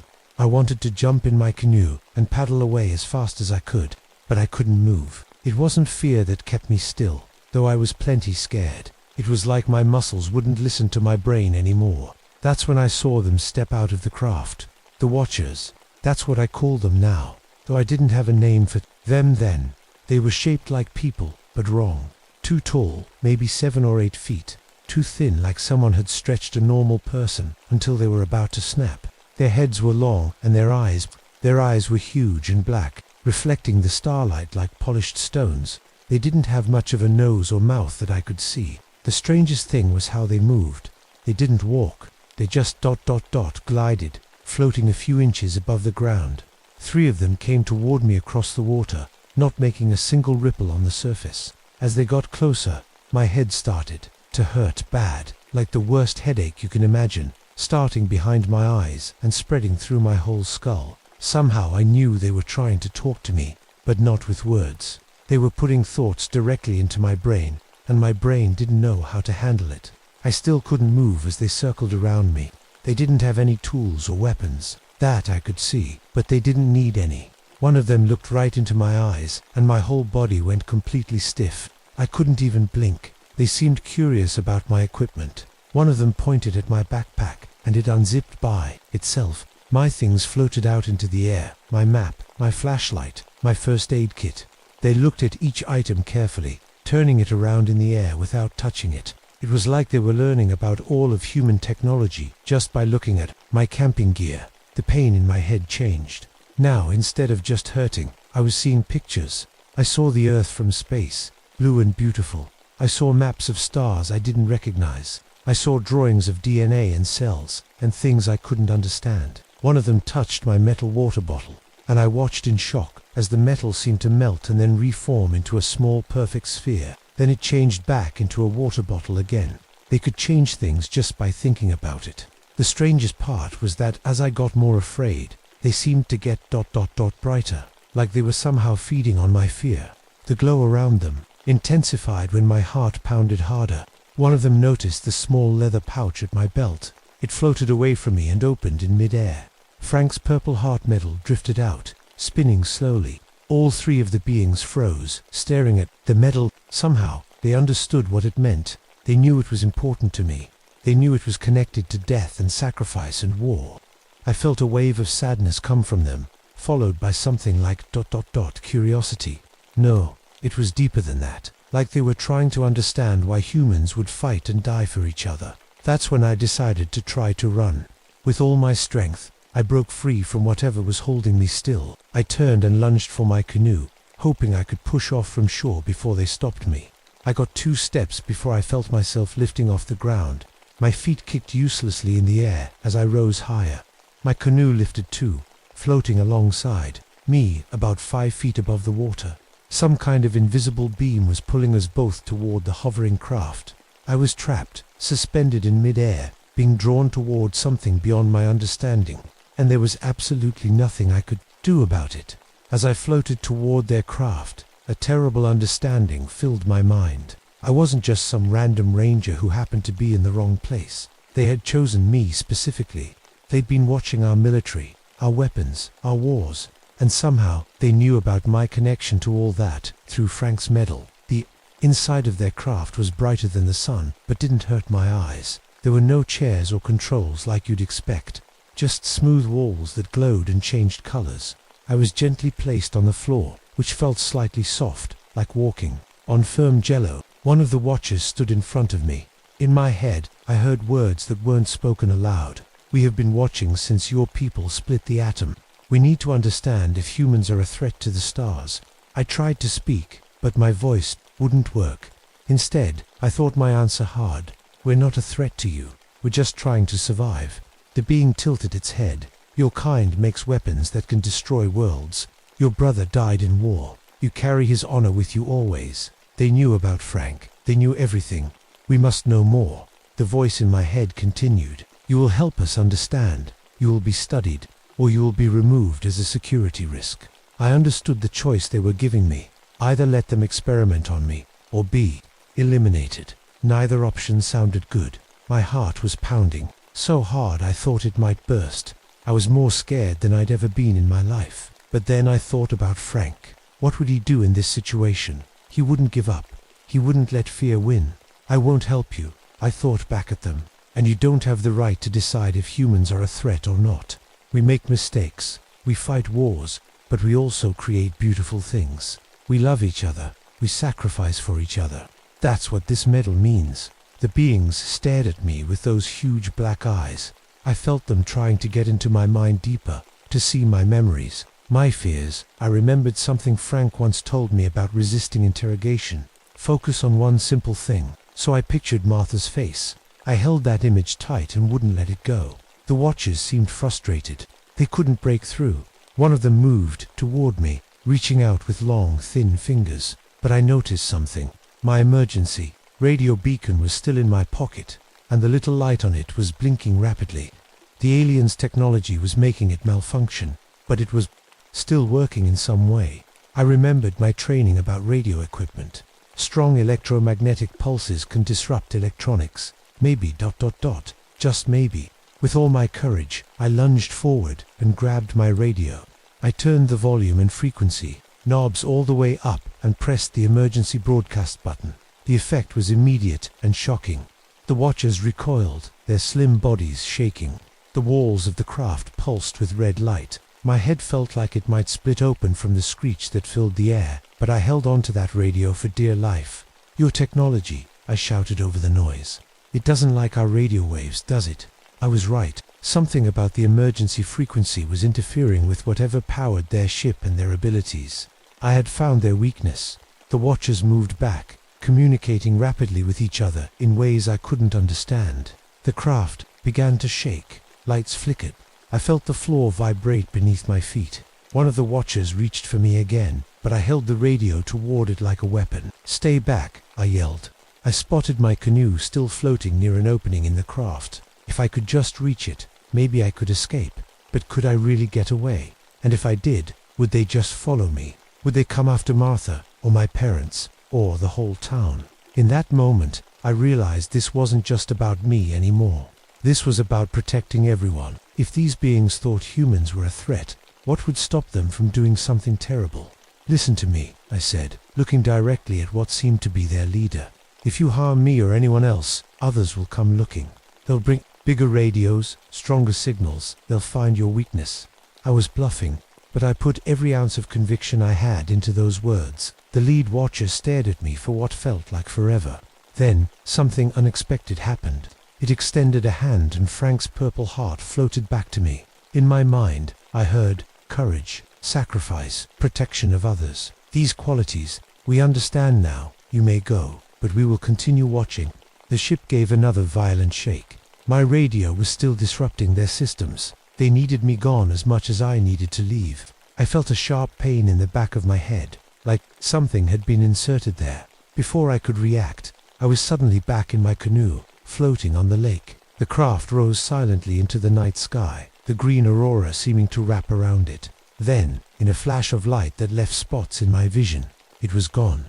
I paddled back to shore as fast as I could, my hands shaking so badly I could barely grip the paddle. When I reached land, I collapsed on the beach, exhausted and terrified, but alive. My watch started ticking again. It read 3:17 a.m. Nearly 7 hours had passed. The next day, men in dark suits came to the ranger station. They said they were from the government and had detected an atmospheric disturbance in my area. They asked a lot of questions, took my radio, looked at the back of my head where I still felt a strange ache. They told me I was being transferred to a desk job in Minneapolis, said it was a promotion. I knew better. For years after, I had headaches and strange gaps in my memory. I wrote down everything I could remember about that night, hiding my notes, where the men in suits wouldn't find them.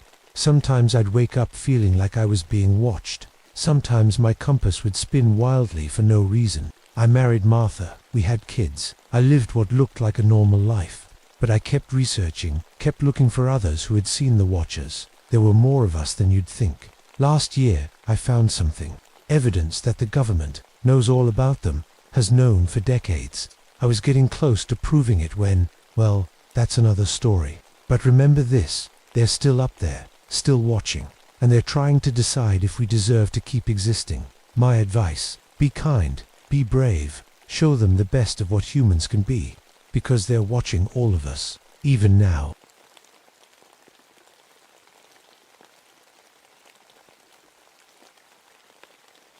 My name is Margaret O'Brien, but everyone calls me Maggie. I'm 33 years old and work as a ranger here at Shadow Lake in Adirondack Park. This morning, as I paddle my canoe across the water, I can't help but feel a sense of peace washing over me for the first time in years. The lake is mirror smooth today, reflecting the autumn trees like a perfect painting. The sugar maples are on fire with red and gold colors, and the weather couldn't be more perfect. What the old-timers call Indian summer. Warm days, cool nights, and a gentle breeze that carries the scent of pine and fallen leaves. I dip my paddle into the water, making barely a ripple. The sound of loons calling across the lake makes me smile. Their haunting cries mix with the occasional slap of beaver tails in the distance. This is why I came back to the Adirondacks, to find the quiet that my soul has been missing. Morning mist rises from the water where warm air meets the cooler surface, creating ghostly curtains that dance and swirl around my canoe. It's like paddling through a dream. Miss Maggie, look at that fish, calls Billy Kowalski from the front of the canoe. He's 12 years old, all skinny arms and legs, with a mop of brown hair that never stays combed. His dad works maintenance for the park, and I offered to take Billy fishing today, partly because he needed something to do, and partly because ... Well, I needed it too. Good eye, Billy, I say, though I hadn't actually seen the fish. I've been a bit distracted lately. Billy reminds me too much of the children I tried to save back in Europe. After the war ended, I worked as a Red Cross nurse in the displaced persons camps. So many lost children, so many I couldn't help.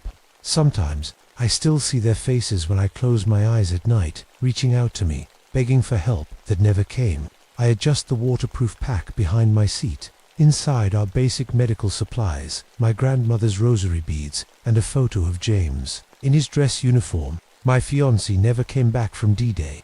Sometimes I wonder what our life would have been like, the children we might have had. You're doing great with that paddle, Billy, I say, pushing those thoughts away.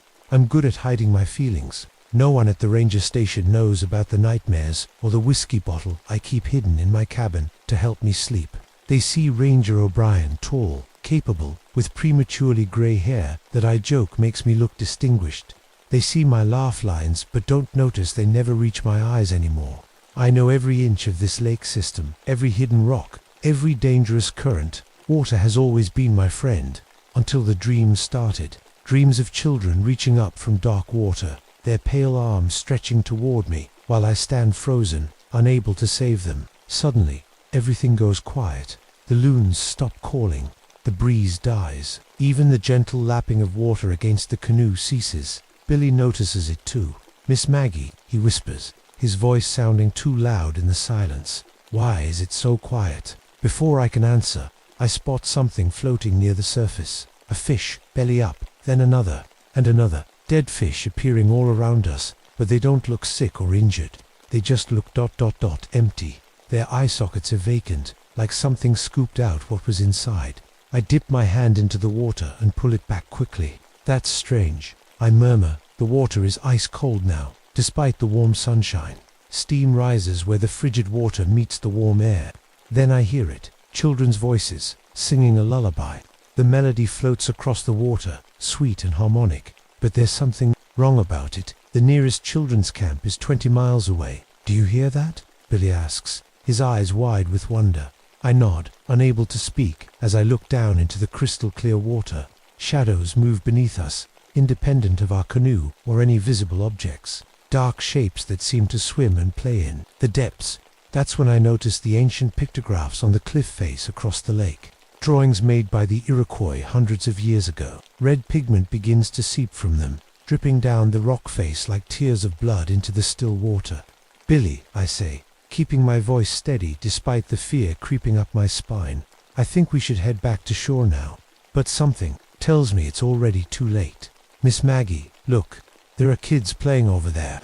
Billy points excitedly toward the shore, his small finger jabbing at the air. I squint in the direction he's pointing. For a split second, I see them too small, figures splashing in the shallow water near the rocky beach. But when I blink and look again, they're gone. Nothing there but empty shoreline and still water. "I don't see anyone, Billy," I say, trying to keep my voice steady. "Maybe it was just shadows from the trees." Billy frowns. "No, I saw them. They were waving at me." A chill runs through me that has nothing to do with the suddenly cold water. I guide our canoe toward the shore anyway. Something's not right, and my ranger instincts tell me we need to investigate. As we get closer, I spot an overturned canoe on the rocky beach. It's still dripping wet, like someone just flipped it over, but there's no one around. 2 orange life jackets float nearby, empty and bobbing gently in the water. "Stay in the canoe, Billy," I say as I carefully step out into the shallow water and pull our boat onto the pebbly shore. The mud along the shoreline is covered in handprints, small ones, child-sized, but something about them makes my skin crawl. The fingers are too long, and they look webbed, like frogs' feet, rather than human hands. "Do you smell that?" Billy wrinkles his nose. I nod. The air is thick with the smell of pond scum and rotting plants, even though the water is crystal clear. It's the kind of smell you get from stagnant water in the height of summer, not a clean lake in autumn. Billy climbs out of the canoe despite my warning and walks a few steps ahead of me. "Miss Maggie, I found something." I hurry to catch up with him. He's standing over a small pile of children's things, a worn teddy bear, a lunchbox with a faded Superman logo, a small pair of shoes. I pick up the lunchbox. It looks like the kind they made in the 1940s, during the war. Next to it is a plastic toy truck that couldn't be more than a few years old, and a wooden doll that looks like it might be from the early 1900s. "These don't make sense together," I murmur, more to myself than to Billy. "They're from different times." I pull out my compass to get our bearings. We need to report the abandoned canoe to the ranger station. But when I look down at the compass, the needle is spinning wildly before stopping, pointing directly at the center of the lake. I turn in a circle, but no matter which way I face, the needle keeps pointing to the middle of Shadow Lake. I try my radio next. "Ranger Station 1, this is O'Brien. Do you copy over?" Nothing but static comes back, mixed with what sounds disturbingly like children giggling. Suddenly, The most beautiful singing rises from the direction of the lake. The voices are young and sweet, singing in harmony in languages I don't recognize. Then they switch to English, calling names one by one, like they're taking attendance at school. James ... Elizabeth ... Thomas ... William ... When they say William, Billy's head snaps up, his eyes wide. They know my name, he whispers. They're calling me. Before I can grab him, Billy turns and walks toward the water's edge like he's in a trance. His eyes have a strange glassy look to them, reflecting light that doesn't seem to be coming from the sun or sky. Billy, stop, I call, but he doesn't seem to hear me.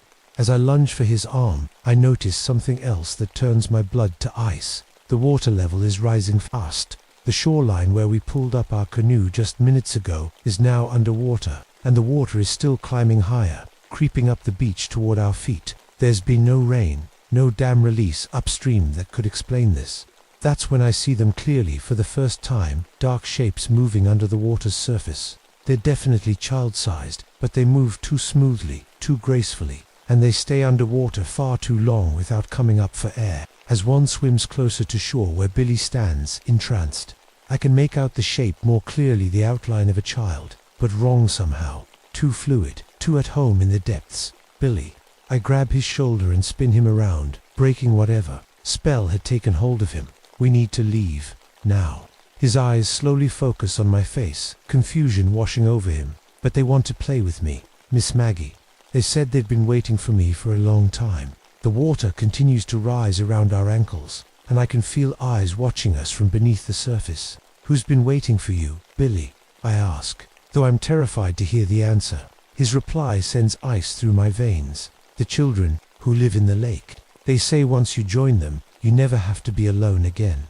I grab Billy's hand and pull him back from the water's edge. The singing grows louder, more insistent. My heart pounds in my chest as the water continues to rise around our ankles. Then they emerge. One by one, they rise from the lake. Children of all ages, from tiny toddlers to teenagers. At first glance, they look like normal kids who might be swimming on a summer day. They wear clothes from different times. A boy in overalls, like from the Depression era. A girl in a dress that looks like it's from the 1800s. Others in more modern clothes.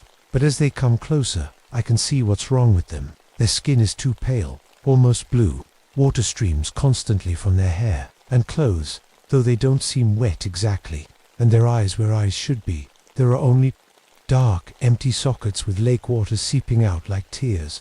Despite this, they're smiling.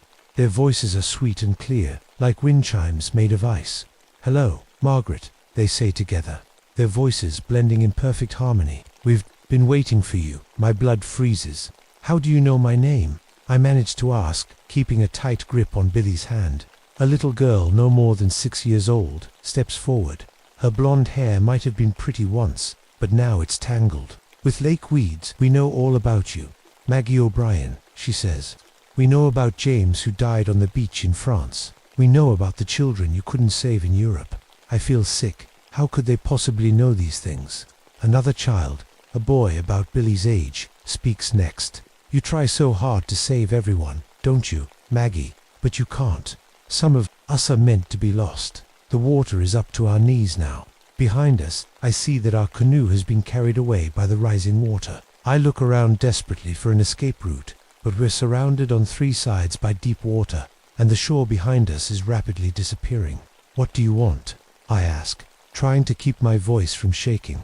We just want to play. They answer in unison, their voices echoing across the water. We've been alone for so long. Billy would make a perfect friend. Billy's grip on my hand loosens. I look down to see his eyes taking on that glassy look again.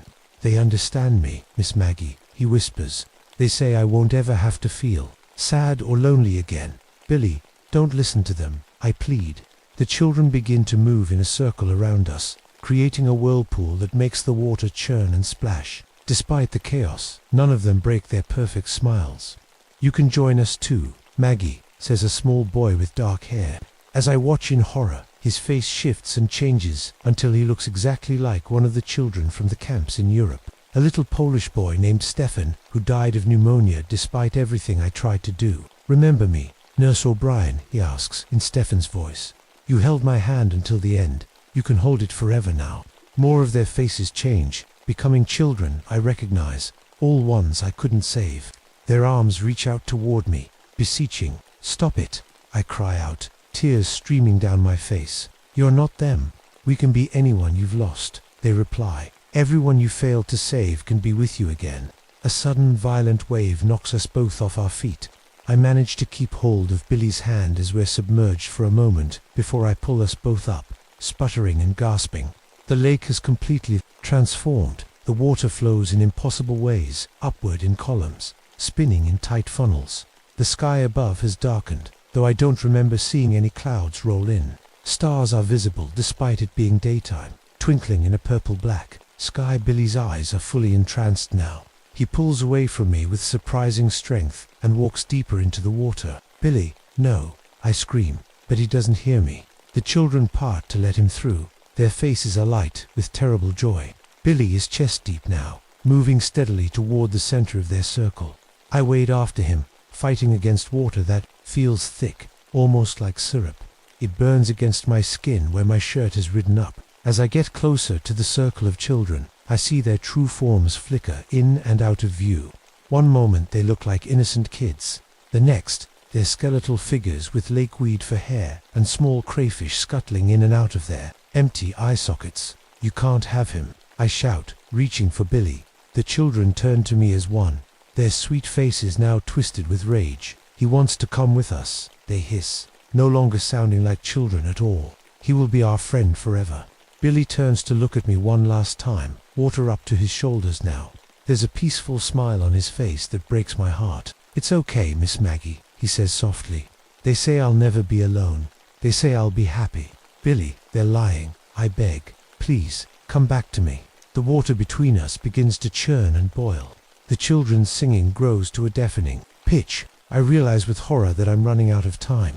Wait, I cry out, forcing my way through the thick water toward Billy.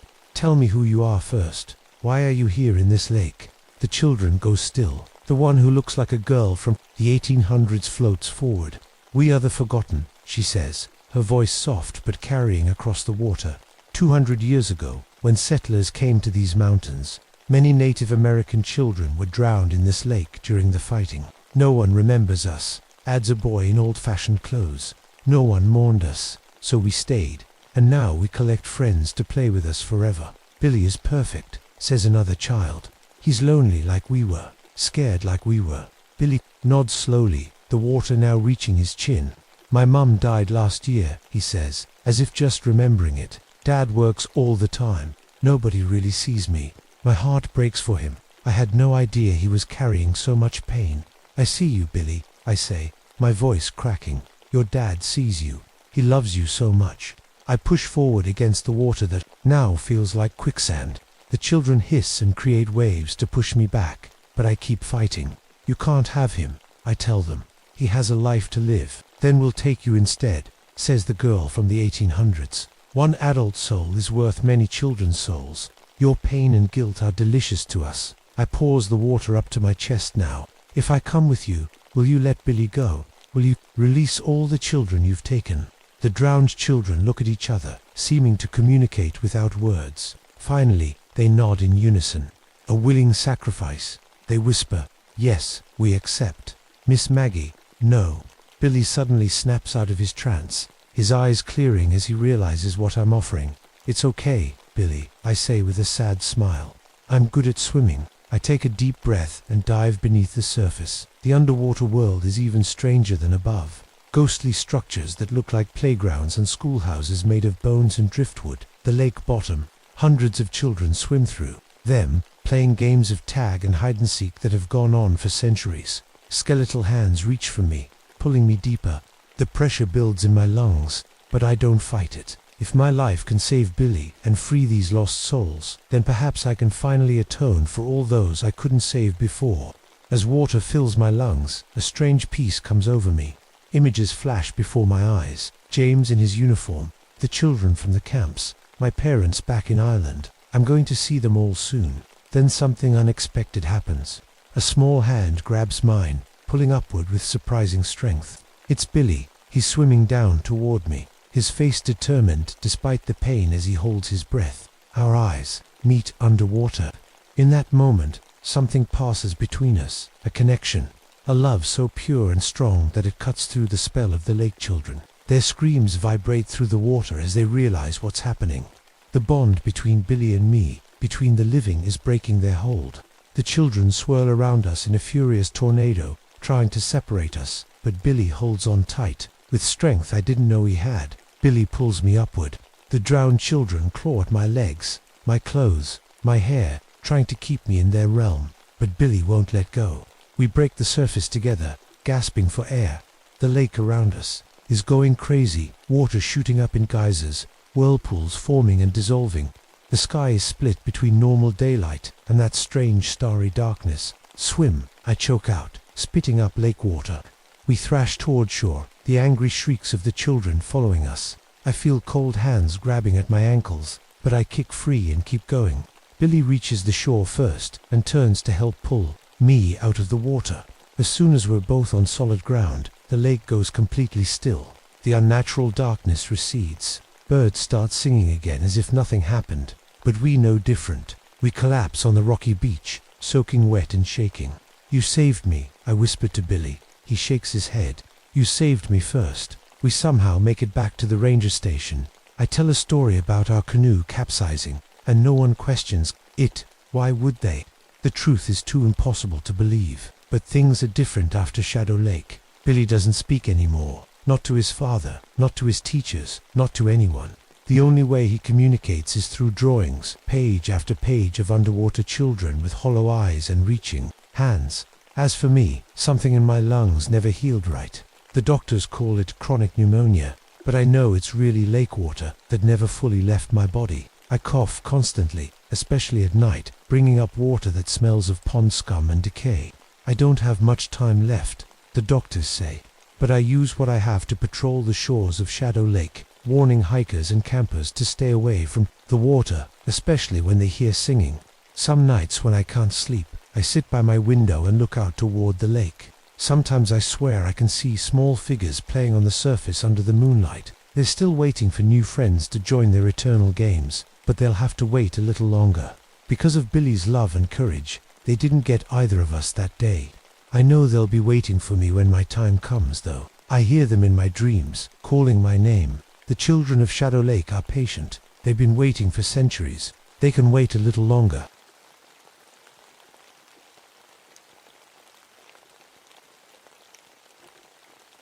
My name is Jake Morrison. I'm a ranger at Coconino National Forest in Arizona, and what I'm about to tell you happened back in 1974. Some nights, I still wake up in a cold sweat thinking about it. Some things just can't be explained, and maybe they shouldn't be. It was early morning when I drove my truck down the dirt road into Copper Canyon. The sun wasn't up yet, but the sky was turning pink, making the red rock canyon walls glow like they were on fire. I've always loved this time of day out here, when the desert feels alive and peaceful at the same time. I was checking on some reports about illegal camping in the backcountry. Not a big deal usually, just folks who didn't get the right permits, or were camping in off-limits areas. I'd been a ranger for almost 6 years by then, and at 38, I knew these canyons better than the back of my hand. The road ended, and I got out to continue on foot. A little spring bubbled up from somewhere in the rocks nearby, feeding a small group of cottonwood and willow trees.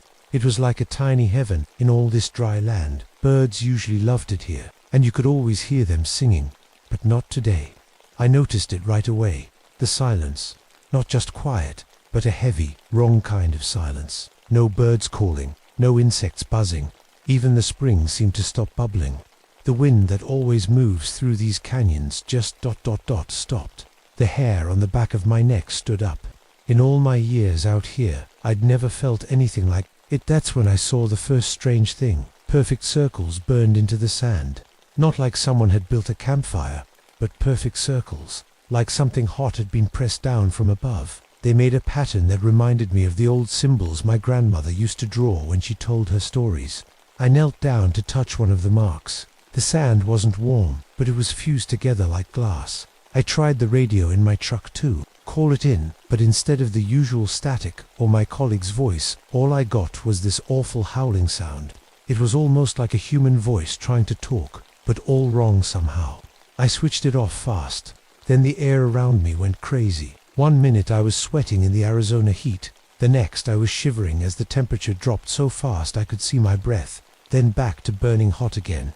I looked at my shadow on the ground and froze. It wasn't moving with me. I raised my hand, but the shadow didn't. Instead, it seemed to stretch and twist like it had a mind of its own. All around me, the shadows were doing the same, writhing and pulsing like they were alive. I backed up against the canyon wall, trying to make sense of what was happening. That's when I noticed the ancient petroglyphs carved into the rock behind me.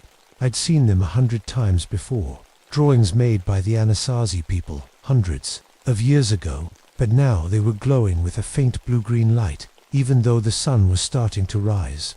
My grandmother's voice echoed in my head, warning me about old dangers that lived in these canyons, things that hunted in packs, things that wore the skins of wolves but walked like men. I didn't believe those stories then. I wish to God I still didn't. I should tell you a bit about myself. My mum was Apache, and my dad was Irish. Growing up, I never felt like I fully belonged in either world. The other Apache kids would sometimes tease me about my lighter skin, while the white kids in town never let me forget I was half Indian. My grandmother was the one who kept me connected to the Apache side of my heritage. She taught me the old ways, how to track animals, which plants could heal and which could harm, and the stories of our people. When I was little, I loved those stories. As I got older, I started to think they were just that, stories. After high school, I joined the army, ended up in Vietnam. I don't talk much about what happened there. Some memories are best left buried, though they have a way of crawling back up at night when I'm trying to sleep. I still wake up sometimes, thinking I'm back in that jungle, hearing the sounds of gunfire and my buddies screaming. That's partly why I took this job as a ranger. Out here in the desert, there's space and quiet. Most days, anyway. The canyons don't judge you for jumping at sudden noises or needing to sit with your back to a wall. The desert just is what it is, and it lets you be what you are. I run my fingers over the wolf tattoo on my left forearm. It covers up some ugly scars from the war, but it's also a reminder of who I am. My grandmother gave me my Apache name when I was 13, he who runs with wolves. Seems like a lifetime ago now. In my shirt pocket, I carry the small medicine bundle she gave me before she died, 3 years ago. It's wrapped in deerskin and contains sage, cedar, a small carved stone, wolf, and other things she said would protect me. Her last words to me were a warning about the skin changers that hunt in these canyons. I nodded and held her hand, thinking it was just the morphine talking. I've got a daughter, Luna. She's 16 now and lives with her mum in Phoenix. We divorced when Luna was 8. The nightmares and the drinking got to be too much back then. I'm sober now, and I send most of my paycheck for Luna's college fund. She comes to visit during summer breaks, and I'm teaching her how to read tracks and survive in the wilderness. Speaking of tracks, that's one thing I'm good at. I can look at footprints, animal scat, broken twigs, or bent grass, and tell you who or what passed by, how big they were, how fast they were moving, and how long ago. It's like reading a story written on the ground. Lately though, my dreams have been strange. I keep seeing wolves walking on 2 legs, speaking with human voices. They call out names of people I know, with tongues that split at the end like snakes. I wake up sweating every time. When I got the call about campers reporting devil dogs in this area, something cold settled in my stomach. The description they gave animals that seemed to walk like men and hunt together in organized packs. It was too close to my grandmother's stories, too close to my dreams. I shook off the chill and focused on the task at hand. These were probably just coyotes or actual wolves that had wandered down from the north. Nothing supernatural about it. The campers were just scared city folks who'd never spent a night in the wild before. But standing there in the unnatural silence of the canyon, with shadows moving on their own and ancient carvings glowing on the rocks, I wasn't so sure anymore. Something was wrong here, very wrong. And I had a sinking feeling I was about to find out exactly what my grandmother had been warning me about. I forced myself to move forward, following the trail that would lead to the campsite where the scared hikers had reported seeing those devil dogs. Every step felt heavy, like my boots were filled with wet sand. As I rounded a bend in the canyon, I stopped dead in my tracks. The campsite was a mess, but not in a normal way. Not like bears or coyotes had gotten into someone's food. This was deliberate. A shredded tent was spread out in a perfect circle. Sleeping bags had been torn into strips and arranged in a star pattern. Backpacks were emptied, with their contents sorted into neat piles. Food in one, clothes in another, personal items in a third. It looked like someone had carefully organized everything after ripping it apart. No camper would do this. No animal either. I knelt down to examine some tracks in the soft dirt. They started as regular wolf or coyote prints, four-legged, with claw marks visible butts. Then, in mid-trail they changed. The back paws disappeared, and the front paws became different, wider, more like hands than paws, like something had started walking on two legs instead of four. My mouth went dry. I'd tracked every animal in these canyons, and nothing makes tracks like these. Nearby, I found a dead jackrabbit. Its body had been opened with surgical precision, not torn or chewed like a predator would do. Organs had been removed and placed in a specific order beside the body. There was no blood anywhere, like it had been completely drained. The bones had been carefully arranged into a pattern I recognized from my grandmother's stories, a warning. Sin, the smell hit me then, a heavy musk like wet dog, mixed with something metallic and wrong. It was so strong it made my eyes water and my stomach turn. I spotted a campfire pit that still had smoke rising from it, even though the campers had been gone for at least a day according to their report. The ashes were arranged in symbols that made my skin crawl. Someone had drawn them with a finger, a human finger, but the prints around the fire pit were not human. I pulled out my compass to get my bearings, but the needle just spun wildly, never settling on north. My GPS showed impossible coordinates, claiming I was somehow in the middle of the Pacific Ocean. When I tried to start my truck, the engine made a grinding noise I'd never heard before, like metal scraping against bone. That's when I heard it howling in the distance, but not normal wolf howls. These sounds had a rhythm to them, almost like singing, like human voices chanting, but with a growling undertone that no human throat could make.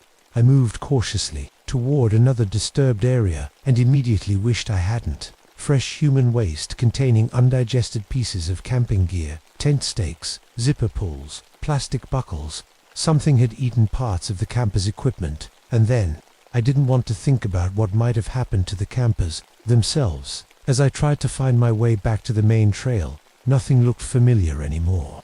The canyon walls seemed to shift when I wasn't looking directly at them. Paths I knew should be there ended in solid rock walls. Trails I'd walked 100 times now led to drop-offs that had never been there before. My breath caught in my throat as the temperature suddenly plunged.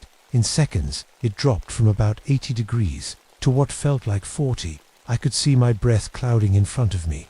Frost formed on the desert plants around me, plants that had evolved to survive in heat, not cold. Something was hunting me, playing with me, and I was running out of options. I reached into my shirt and gripped my grandmother's medicine bundle, whispering the protection prayers she had taught me. For the first time since I was a child, I prayed those words and meant them, because I was starting to believe, and I was starting to understand why she had been so afraid. I backed away from the disturbed campsite, my hands still clutching the medicine bundle. The sun was high overhead now, but it felt like twilight in the canyon. Shadows stretched where they shouldn't have been able to reach. That's when I saw it. At first, I thought it was just a tall man standing on a ridge above me. Then it moved, and I realized no man could move like that. Fluid, but wrong, like its joints bent in ways they shouldn't. It stepped into a patch of sunlight, and I couldn't breathe.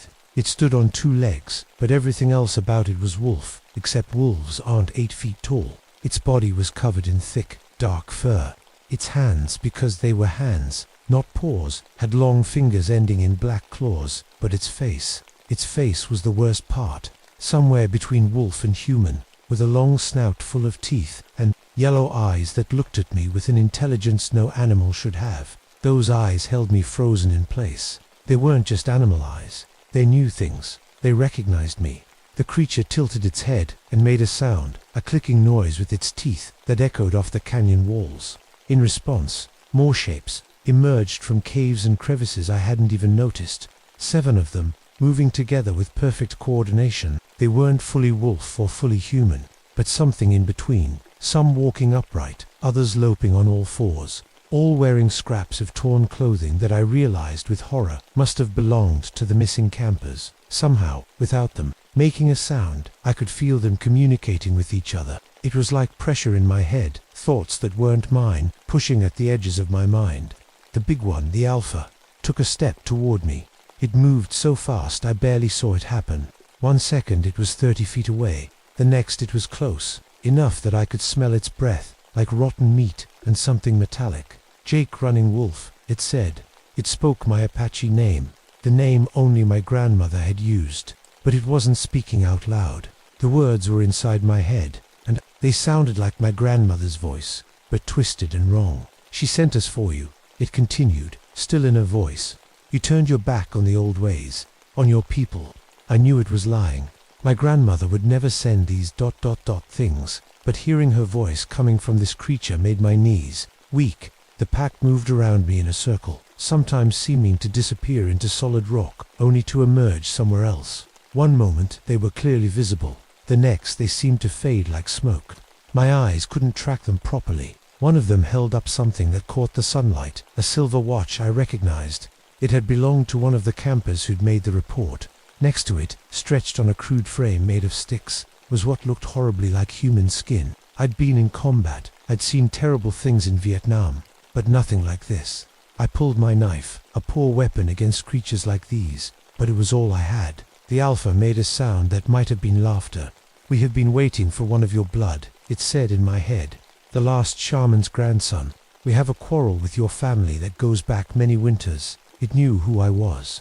It knew my grandmother had been a shaman, and somehow it had a grudge against my family. I tried to back away, looking for any escape route. But every time I moved toward what looked like an opening, one of the pack would appear there, blocking my path. They were hurting me, I realized, driving me deeper into the canyon system. "Your grandmother couldn't protect herself," the Alpha said. "What makes you think you can?" That's when I knew for certain my grandmother hadn't died from cancer as the doctors claimed. These things had gotten to her somehow, and now they were coming for me.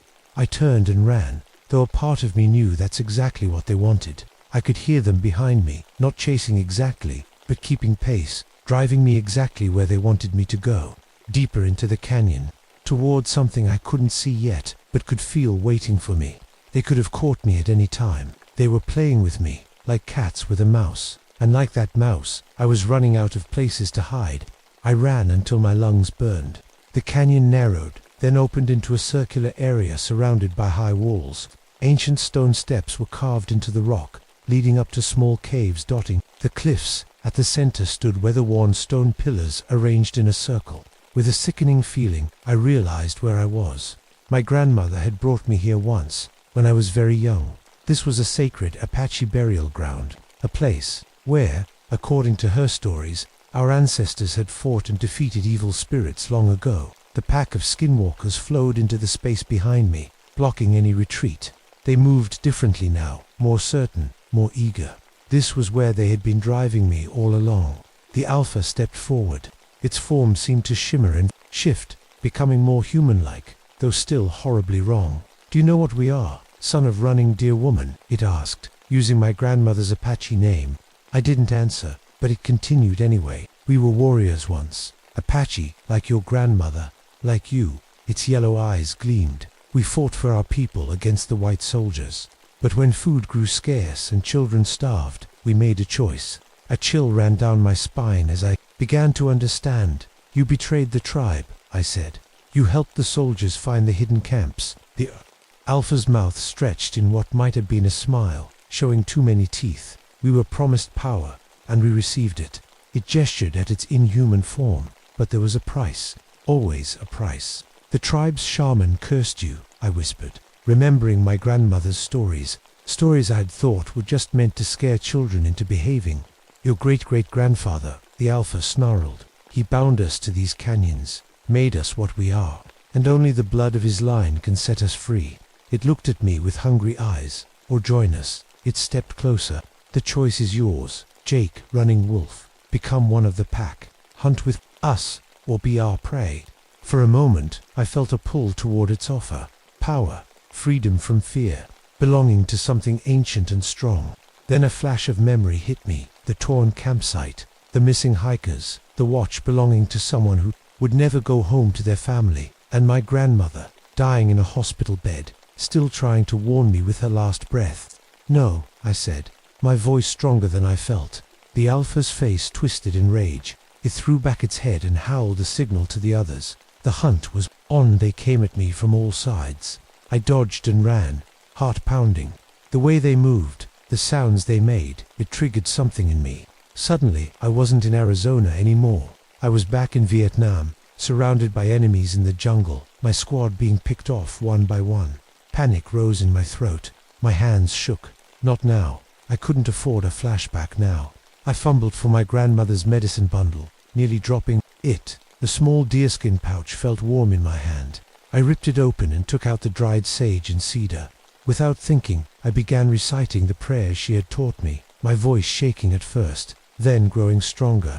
One of the lunged at me. I ducked and rolled, coming up with sage crushed in my palm. Acting on instinct, I blew the crushed herbs toward it while speaking the ancient words. The creature shrieked and backed away as if burned. It worked. The old protections still had power. I ran again, this time with purpose. I remembered another of my grandmother's teachings. Skinwalkers couldn't cross running water that had been blessed by ceremony, and I knew there was a spring nearby, the source of the one I'd seen earlier. I found it a small pool where water bubbled up from underground, forming a stream that cut through the canyon floor. I splashed into it and quickly performed the blessing ritual my grandmother had shown me, all while the pack circled just beyond the water's edge, snarling in frustration. The water gave me a moment to think, to plan.